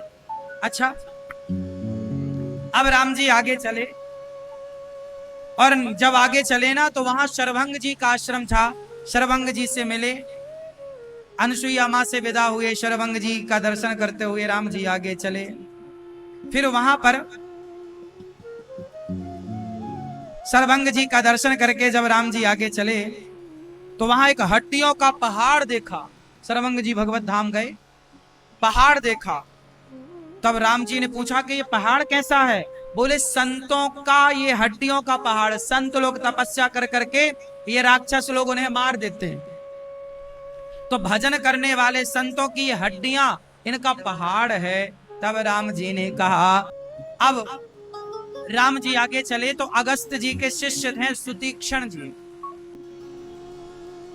आज सुतीक्षण जी के आश्रम में जब राम जी आए तो सुतीक्षण जी चरणों में गिर पड़े। ये सुतीक्षण जी कौन है? अगस्त जी के शिष्य। ये सुतीक्षण जी जब छोटे से थे ना तो इनके गुरु जी कहीं यात्रा पर गए 5-10 दिन के लिए। एक दिन क्या हुआ कि सुतीक्षण जी स्नान करने गए नदी, और पास में ही ना उनके भगवान जी, गुरु जी ने कहा मैं जा रहा हूं, मेरे भगवान जी को शालिग्राम जी थे, इनको नहला धुला करके बढ़िया पूजा कर दिया करो। तो सुतीक्षण जी उस समय बच्चे थे और यही आषाढ़ का मौसम था। गए नहाने और भगवान की सिंहासन भी लेकर गए साथ के, शालिग्राम जी को भी नहवाएंगे, डुबकियां लगवाएंगे। और पास में बढ़िया जामुन का पेड़ था। काय का पेड़? जामुन। बड़ी लच्छे लच्छे लटक रहे जामुन के गुच्छे, काली काली जामुन, मस्त। भैया जामुन का ही सीजन चल रहा है। आषाढ़ मतलब जामुन, जामुन का सीजन है। आम जामुन ये। अब जामुन देखकर ना काली काली काली काली मस्त, सुतीक्षण जी को लगा मिल जाए, पेड़ में चढ़ना आए ना, वहां कोई लकड़ी पत्थर दिखाई ना पड़ा, तो शालिग्राम जी दिख गए भगवान। तो भगवान की बटैया उठाई, कहा हे भगवान जामुन लेके आओ, अपन दोनों खाएंगे। अब बच्चे तो थे ना छोटे से, कोई पत्थर वत्थर मिला नहीं, तो जामुन में शालिग्राम दे मारा सुतीक्षण जी ने, तो एक बढ़िया गुच्छा टूट के आया। अब गुच्छा आया तो वाह मस्त, सुतीक्षण जी जामुन खाए, और जब जामुन खाए देखा कि भाई भगवान कहाँ है, भगवान का पता नहीं, भगवान तो जाके नदी में गिरे थम्म से, और नदी में थी बाढ़, अब जाए कैसे और मिले कैसे। अब बड़े रोए सुते, हे प्रभु भगवान कहाँ चले गए, जामुन देख के कहाँ अंतर्धान हो गए। बहुत खोजे भगवान ना मिले, सुतीक्षण जी को लगा अब गुरु जी मारेंगे, भगवान कहाँ गए। तो सुतीक्षण जी ने क्या कहा, क्या किया, बढ़िया बड़ी बड़ी जामुन, बड़े साइज की पक्की काली, वो भी शालिग्राम जैसी थी, तो सिंहासन में जामुन को रखा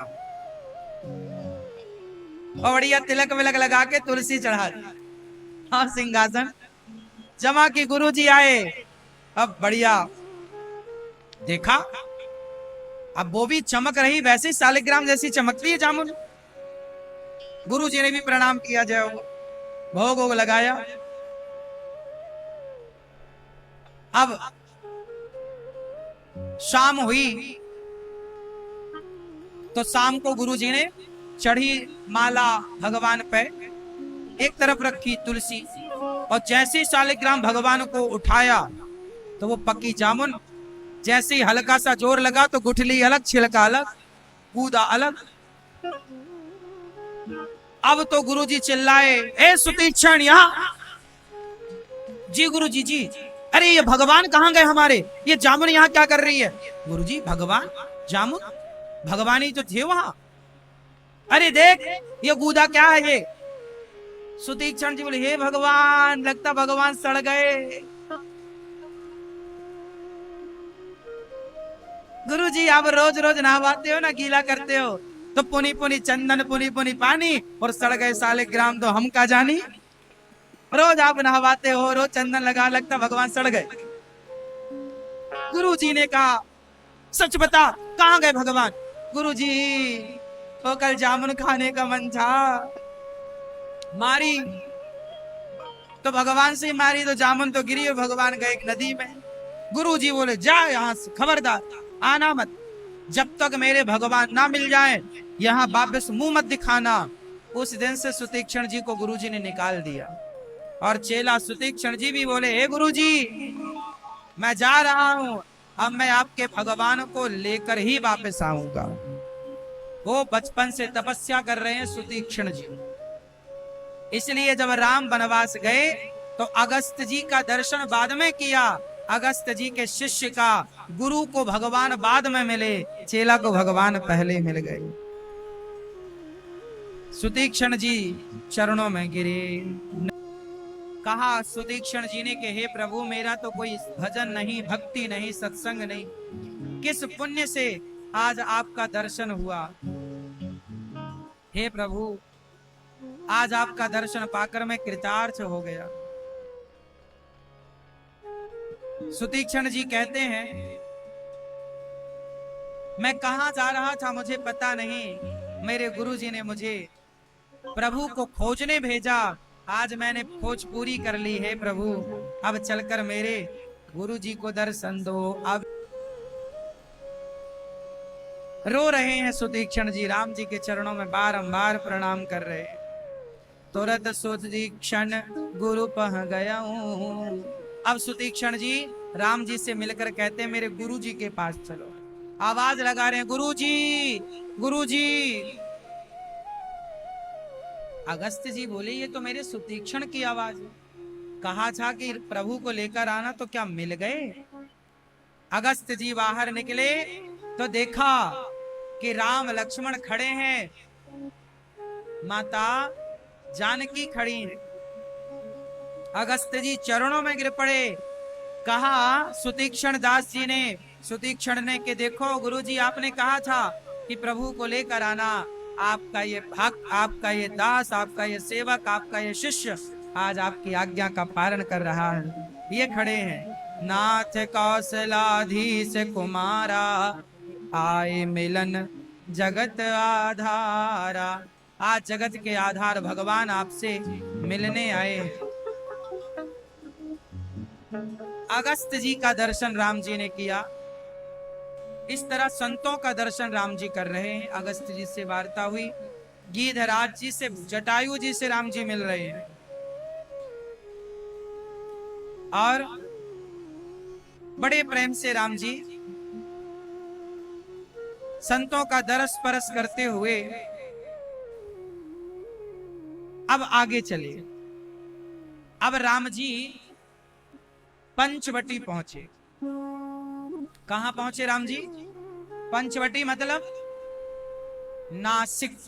आज का नासिक, पुराना क्या है? पंचवटी। इस पंचवटी में आज पंचवटी में राम जी लक्ष्मण जी को उपदेश कर रहे हैं। कह रहे हैं कि सुनो लक्ष्मण, गुरु पितु मातु बंधु पति देवा, सब मोहि कह जाने दृढ़ सेवा। जो अपने माता पिता की सेवा करता है वो मेरी सेवा करता है। राम की सेवा क्या है? भगवान की सेवा क्या है? जरूरी नहीं है कि आप भगवान के मंदिर जाकर सेवा करें। आप अपने माता पिता की सेवा करते हैं, वो भगवान की सेवा। अच्छा, पंचवटी में एक घटना घटी जो राम जी के जीवन की सबसे बड़ी घटना है। जानते हो क्या? क्या घटना घटी? सूपनखा। आज राम जी के पास जानते हो कौन आया? सूपनखा, रावण के बहिनी, दुष्ट हृदय, दारुण जस अहिनी। पंचवटी सो गई एक बारा, देखी विकल भई जुगल कुमारा। पंचवटी में राम जी सुंदर पर्णकुटी बनाकर आनंद से रह रहे हैं कि वहां पर एक दिन सूपनखा पहुंच गई घूमती घूमती। सूपनखा जानते हैं? आप जानते हो मैया सूपनखा को? मैया आप जानती हो? क्यों, आपके पड़ोस में रहती है क्या? बातचीत हुई कभी सूपनखा से आपकी? अभी तो कह रहे हैं हम जानते हैं। नंबर है क्या उसका? नहीं। सूपनखा किसकी बहन है? ये दोनों भाई बहन ऐसा ही है क्यों? ये दोनों भाई बहनों का चरित्र बहुत अच्छा नहीं है। बहन दूसरे पुरुष को देखती है और वहां भाई वो रावण दूसरी स्त्रियों को देखता है। एक के संस्कार बिगड़ जाए ना तो सबके बिगड़ जाते, और एक के बन जाए सबके बन जाते। सूपनखा रावण की बहन है। अच्छा, ये सूपनखा कौन है? इसके पति का क्या हिसाब किताब है जानते हैं आप? सूपनखा कुंवारी है कि शादीशुदा है? हाँ? इसके पति का नाम क्या जानते हैं? क्या नाम है?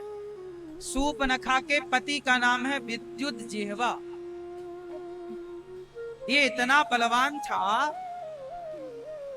कि रावण भयभीत तो हो जाता था। रावण को लगता था कहीं ये मेरा जीजा मुझे मार के लंका में कब्जा ना कर ले।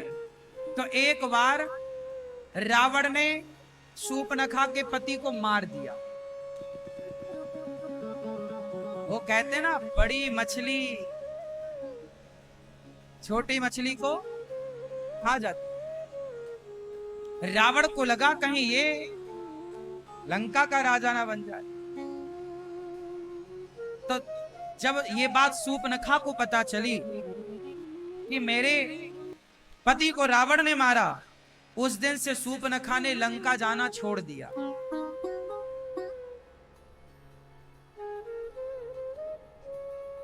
आज सूर्पनखा भ्रमण करती करती आई तो आकाश से देखा कि वाह, ये जंगल में ये दो पुरुष कितने सुंदर हैं।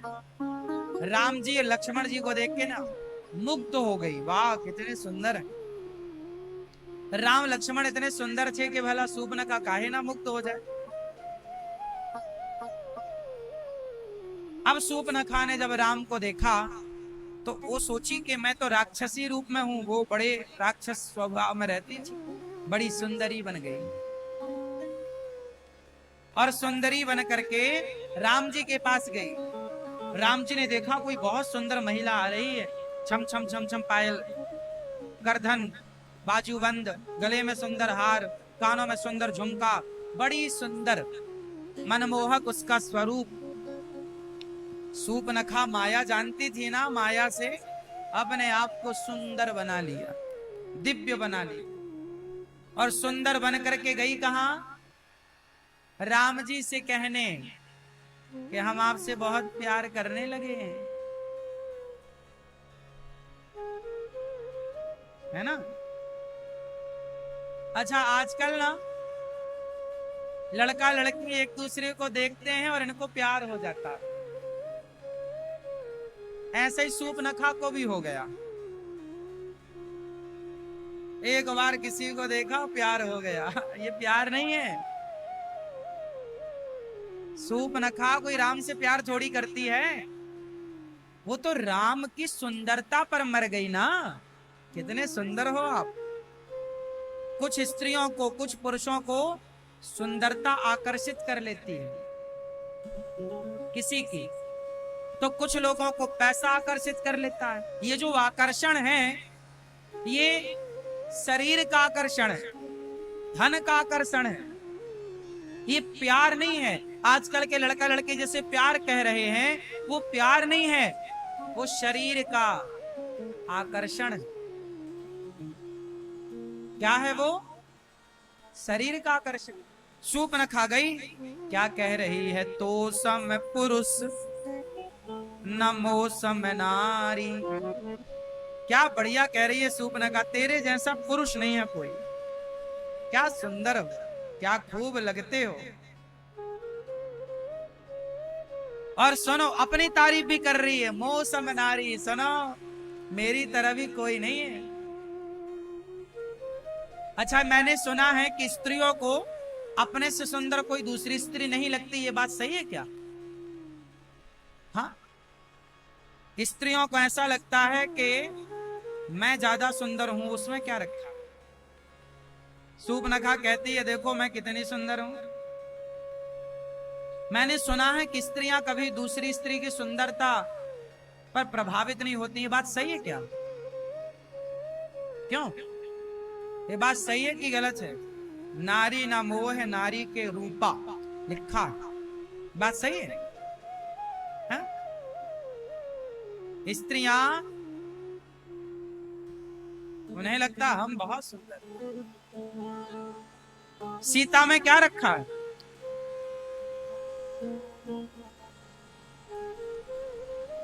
सीता में क्या रखा है ऐसा सूर्पनखा ने कहा।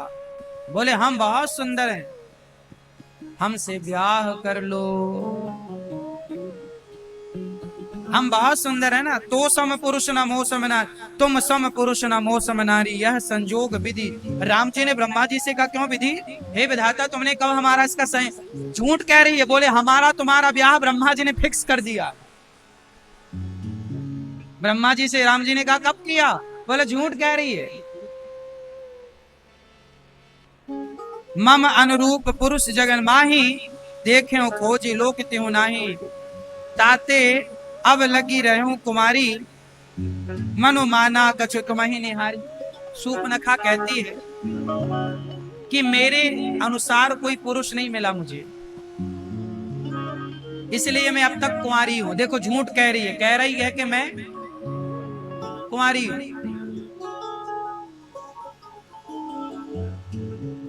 ये कुछ स्त्रियों की चाल होती है, कुछ स्त्रियां पुरुषों को ऐसे ही फंसाती हैं जैसे सूर्पनखा फंसा रही है।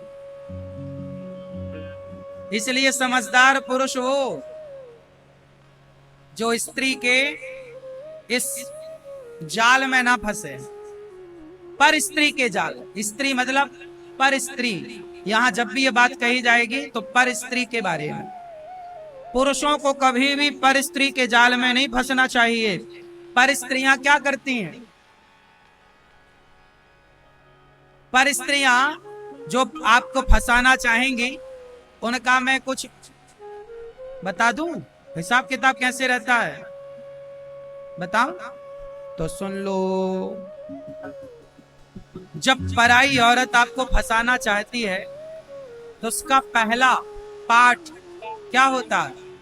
वो सबसे पहले आपके आगे आके रोएगी। क्या करेगी?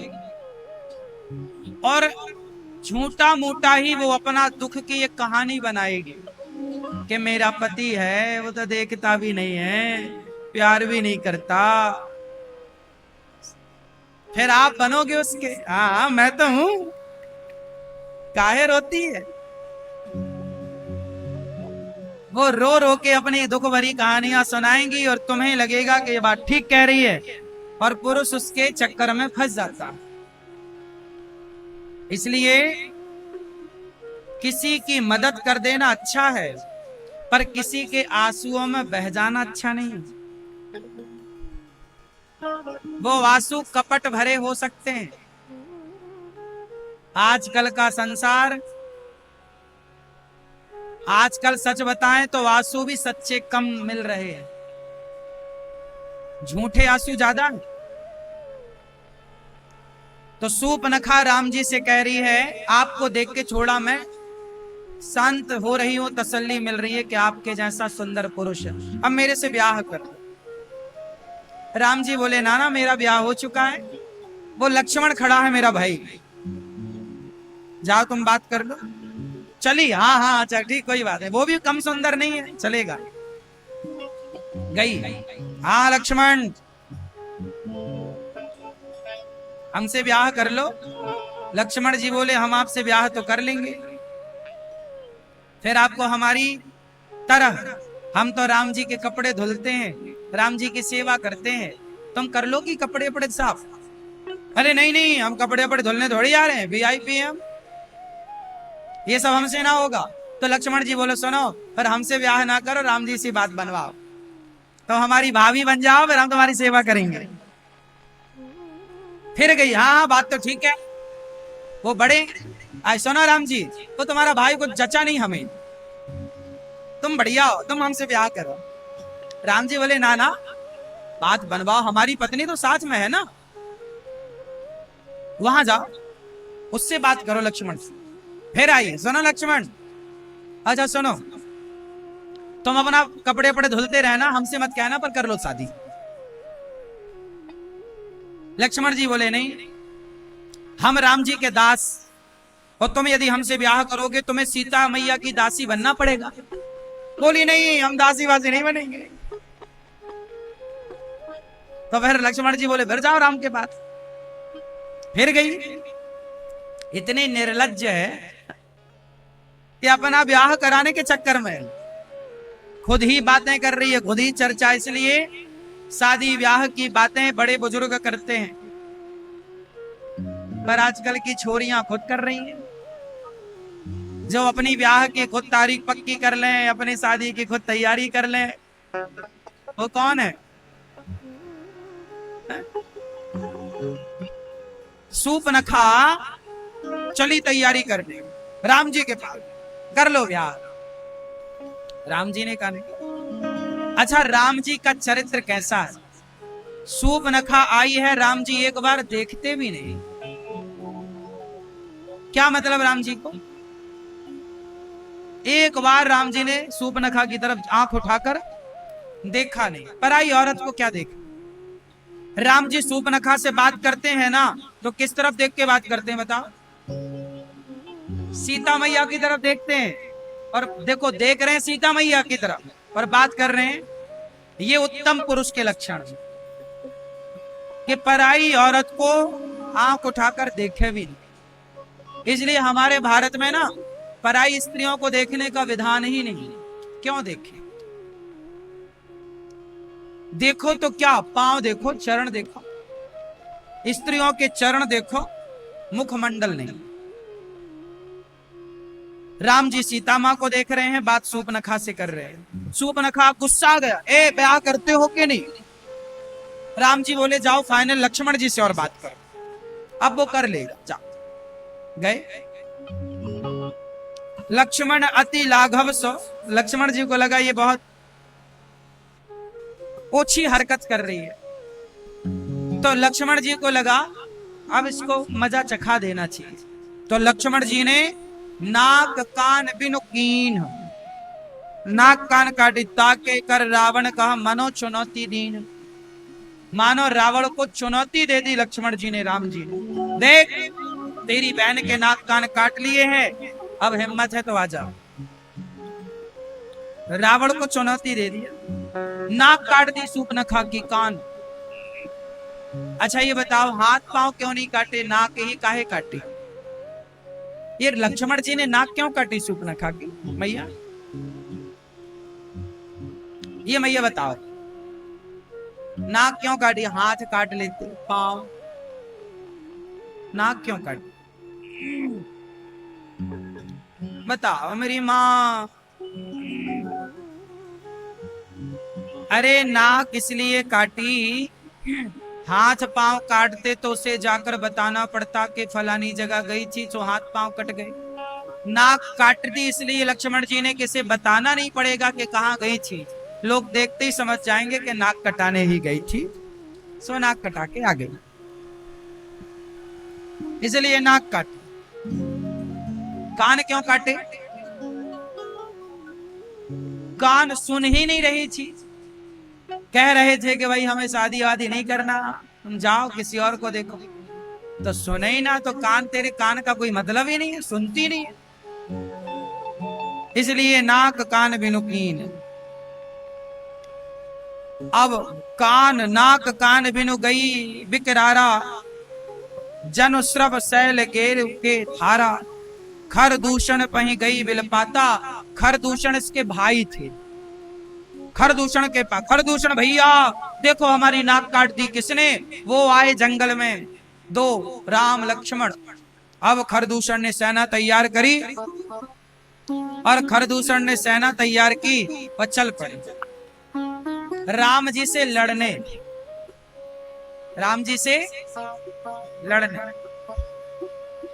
जब राम जी से लड़ने गए तो खरदूषण को देखकर जितने लोग थे सबने जब राम को देखा तो खरदूषण कहते, माना कि आपने मेरी बहन को नाक कान काट के कुरूप किया, पर राम को देखकर ना खरदूषण कहते आप हो बड़े सुंदर, हमारा मन नहीं करता कि हम आपको मारें। देखो राम इतने सुंदर हैं कि शत्रु का मन भी मोह लेते हैं।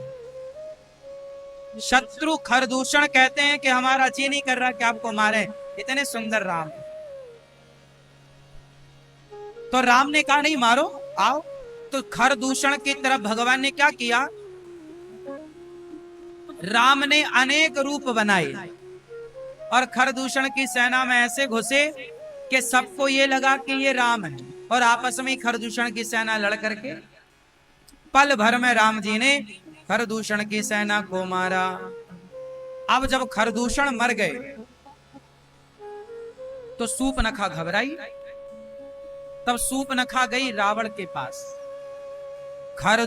जब रावण के पास गई तो रावण वहां नाच गाने में मस्त था। सूपनखा गई, वाह रावण तुम्हारी बहन का कुरूप हाल हो गया, नाक कान कट गई और तुम यहाँ नाच गाने में मस्त हो, दुश्मन तुम्हारी सीमा में घुस आए हैं। रावण बोला बहन क्या हुआ? बोले खरदूषण मर गए। अब जब रावण ने सुना खरदूषण मर गए तो खरदूषण सम वही बलवंता, ते नहीं को मारे बिनु भगवंता। रावण विचार कर रहा कि खरदूषण को कौन मार सकता, खरदूषण को भगवान ही मार सकते थे, ये रावण को अनुमान हो गया। अच्छा रावण को किसने भटकाया बताओ जरा, किसने? बोलो। रावण को गलत रास्ता किसने पकड़ाया? रावण की बहन ने। इसलिए कहता हूं सबकी बात मत माना करो। दुर्योधन ने शकुनी की बात मानी, नाश हो गया। रावण ने सूर्पनखा की बात मान ली, नाश हो गया। किसकी बात माने और किसकी बात ना माने ये विचार कर लो। बात समझ में आई? किसकी बात माने? गुरुजनों की बात मानो, अच्छे लोगों की बात मानो। सबकी बात क्यों मानना है भाई?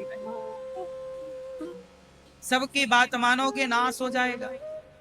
अच्छा, रावण इतना पंडित था, इतना बड़ा ज्ञानी था, उसे इतनी अक्ल नहीं आई कि ये बता तेरी नाक क्यों काटी, तेरी क्या गलती है? रावण ने ये नहीं पूछा बहन से तूने क्या गलती की है।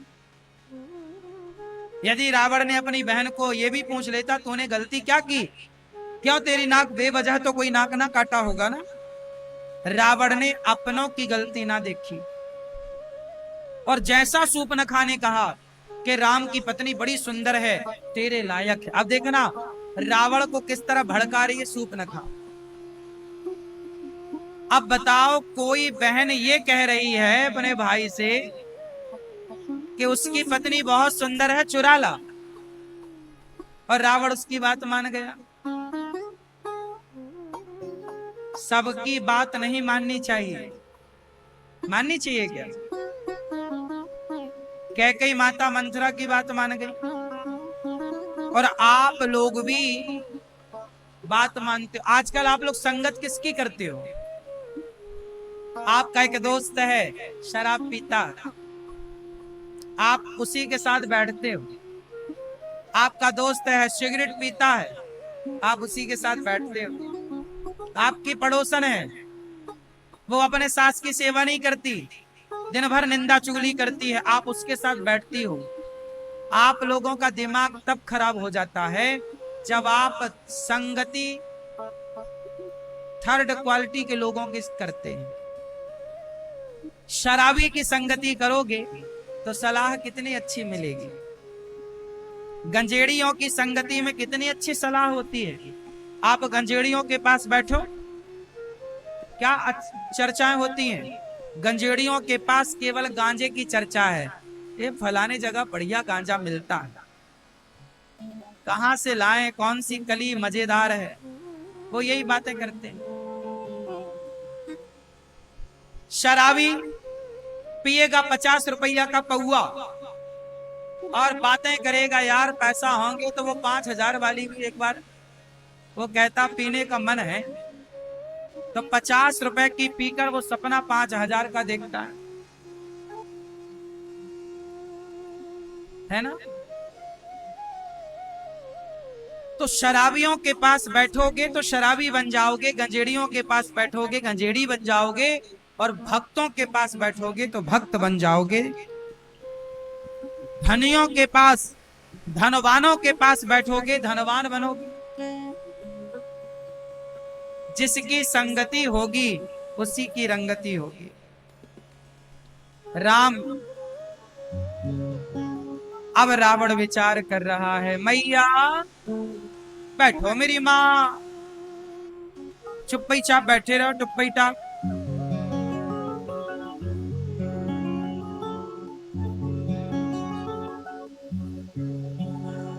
अब रावण विचार करता है क्या करे। तब रावण मारीच के पास गया। किसके पास? जोर से मामा मारीच से बोला कि जाओ मृग का वेश बना। और अब मारीच ना रावण की बात मानता है, सोने का मृग बनकर गया। पंचवटी में लक्ष्मण जी अपना काम कर रहे हैं, सीता मैया वहीं आंगन में टहल रही हैं कि आंगन के बगल में सीता माँ ने देखा एक सुंदर सा सोने का मृग चर रहा है। और ये मृग कौन था? माया का कपटी मृग मारीच। मारीच मृग बन के चल रहा है और सीता माँ को मोहित कर रहा है। अच्छा, अब यहां मैं एक चीज और बताऊं कि ये जो सीता मैया है, राम जी ने सीता मां से कहा कि सीता, अब मैं कुछ लीला करने जा रहा हूं, तो तुम एक काम करो, तुम अग्नि में वास करो,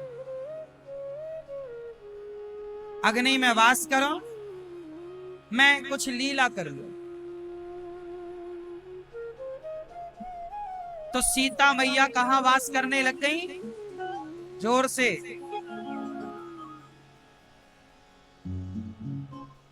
सीता मैया अग्नि में वास करने लग गई और इसके बाद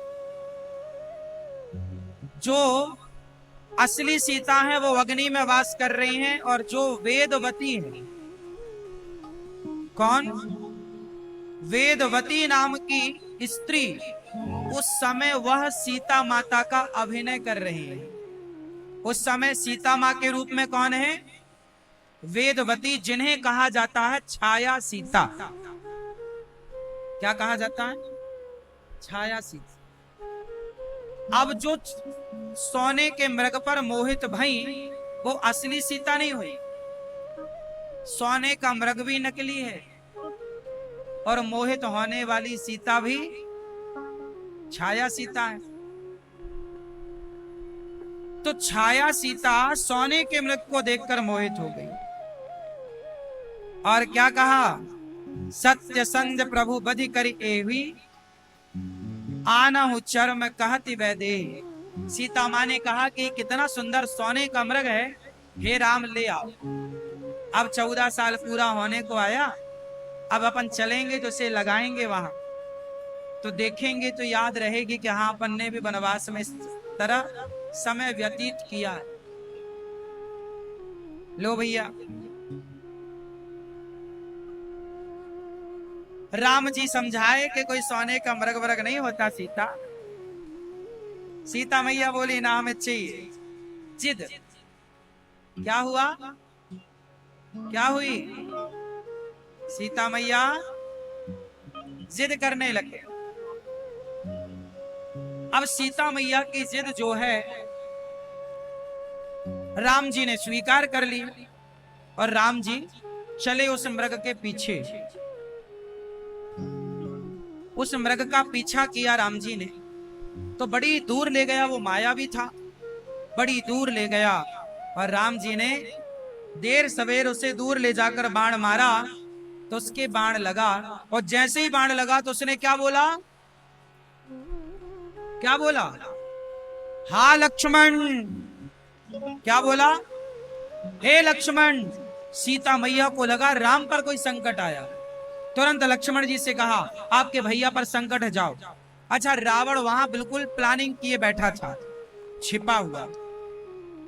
लक्ष्मण जी गए। अच्छा, लक्ष्मण जी नहीं जा रहे थे, माता राम पर कोई संकट नहीं आ सकता, राम भगवान है, उन पर कोई संकट नहीं आ सकता। सीता मैया मरम बचन जब सीता बोला, हरि प्रेरित लक्ष्मण मन डोला।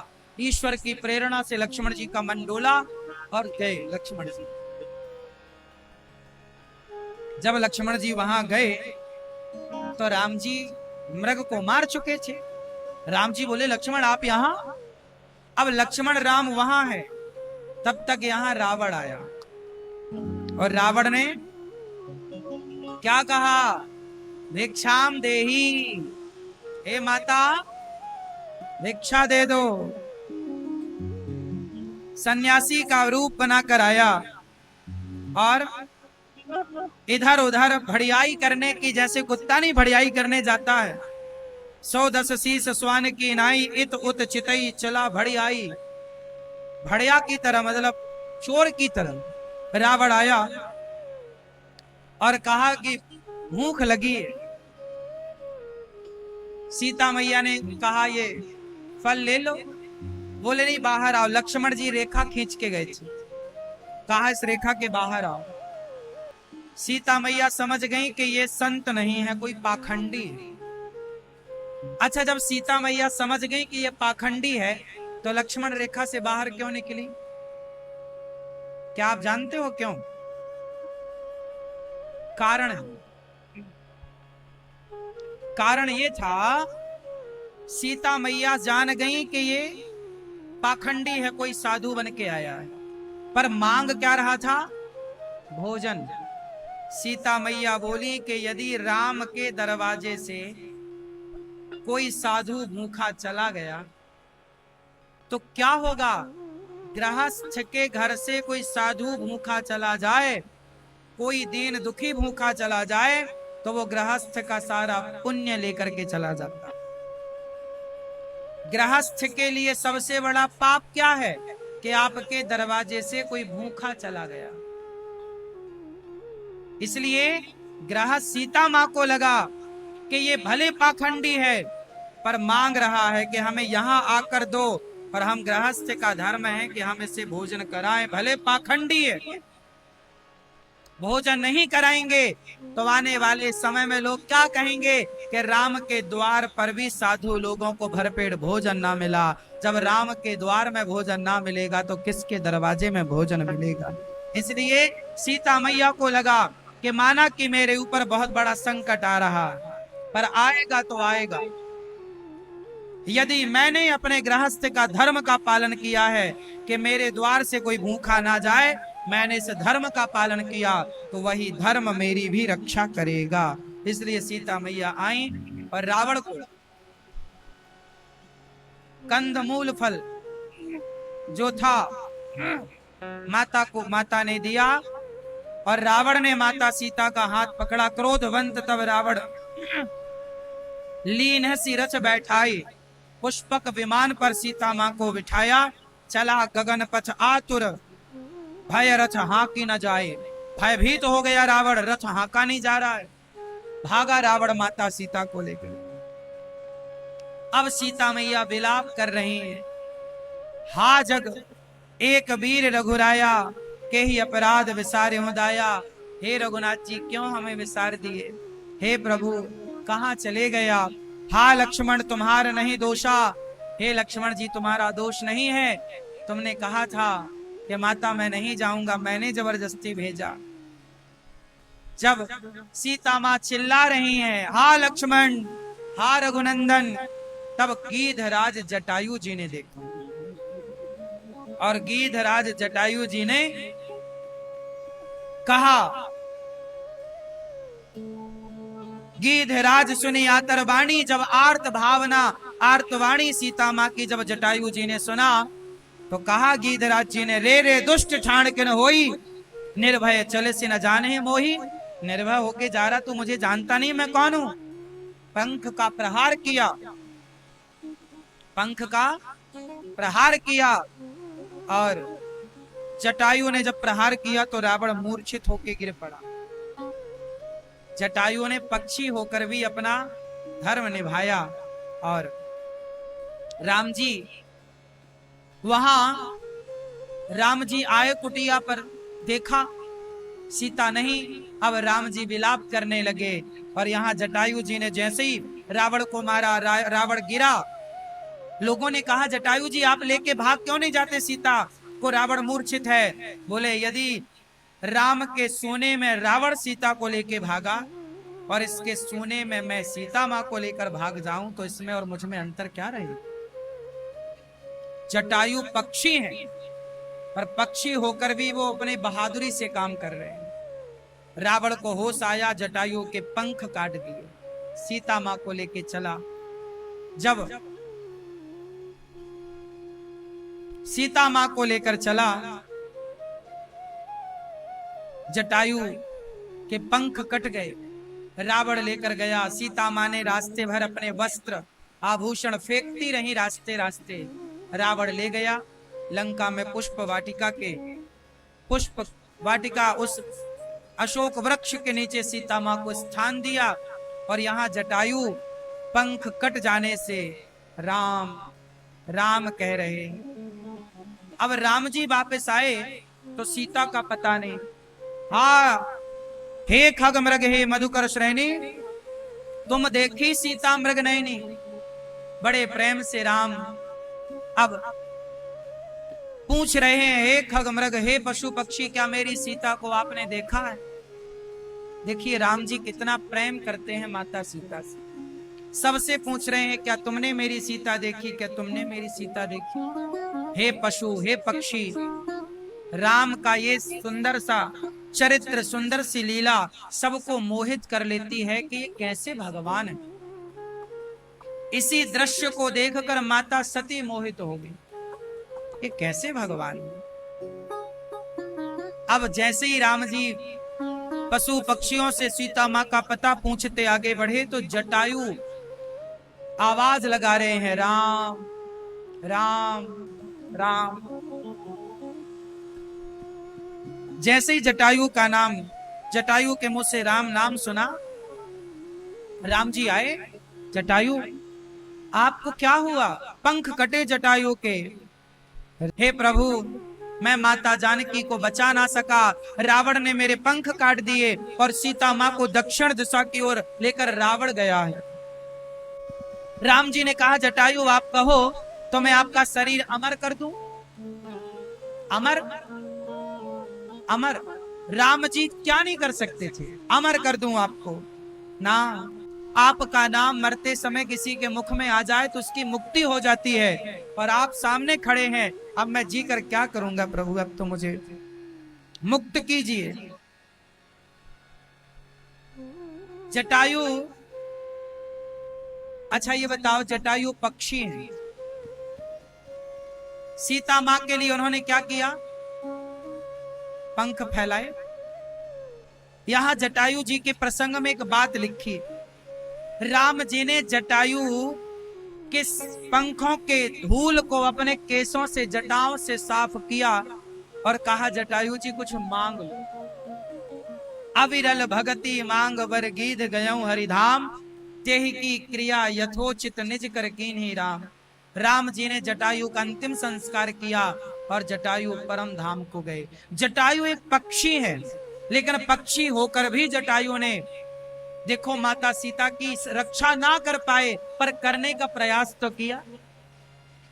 इसलिए अच्छा काम कर पाओ या ना कर पाओ, पर अच्छे काम करने का प्रयास जरूर करना चाहिए। वो लोग अच्छे नहीं हैं जो प्रयास भी नहीं करते, वो बहुत अच्छे हैं, माना कि हम असफल हो गए पर प्रयास तो किया। जटायु ने उन लोगों से अच्छा काम किया जो सीता माँ की आर्त भावना, आर्त करुणा पुकार सुनते बैठे रहे, एक बार भी खड़े ना भये। इसलिए परहित बस जिनके मन माही, परहित बस जिनके मन माही, तिन कहूं जग दुर्लभ कछु नाहि। एक बात बताओ, जटायु पक्षी छे, राम मिले के नहीं, हाँ या ना। जटायु का अंतिम संस्कार राम जी ने पिता की तरह किया, जैसे वो अपने पिता का करते हैं। क्यों, एक पक्षी से इतना लगाव कैसे है राम जी का, कैसे ऐसा लगाव है? इसलिए कि जटायु के अंदर परहित की भावना है। कौन सी भावना है, बोलो, कौन सी भावना? परहित, परहित की भावना है। और जिसके अंदर परहित की भावना होती है ना मेरी माँ, उसे भगवान के पास नहीं जाना पड़ता, भगवान खुद चल करके उसके पास आते हैं। जब जटायु के पंख गिर गए, कट गए, तो लोगों ने कहा कि अब कैसे जाओगे राम के पास। जटायु ने कहा जब पंख थे तो मेरी जिम्मेदारी थी जटायु के पास जाने की, अब पंख नहीं है, अब जिम्मेदारी राम की है मेरे पास आने की। परहित की भावना ना छोड़िएगा। इस भरे संसार में यदि भगवान कभी मिलेंगे ना, तो किससे मिलेंगे? जो माला जप रहा है उसे, जो मंदिर जा रहा है उसे, जो यज्ञ कर रहा है उसे, जो जंगल में बैठा तप कर रहा है उसे, या जो किसी भूखे को भोजन करा रहा है उसे। इस कलिकाल में यदि कभी भगवान मिलेंगे तो माला जपने वाले को बाद में, किसी भूखे को भोजन देने वाला और किसी प्यासे को पानी देने वाले को पहले भगवान मिलेंगे।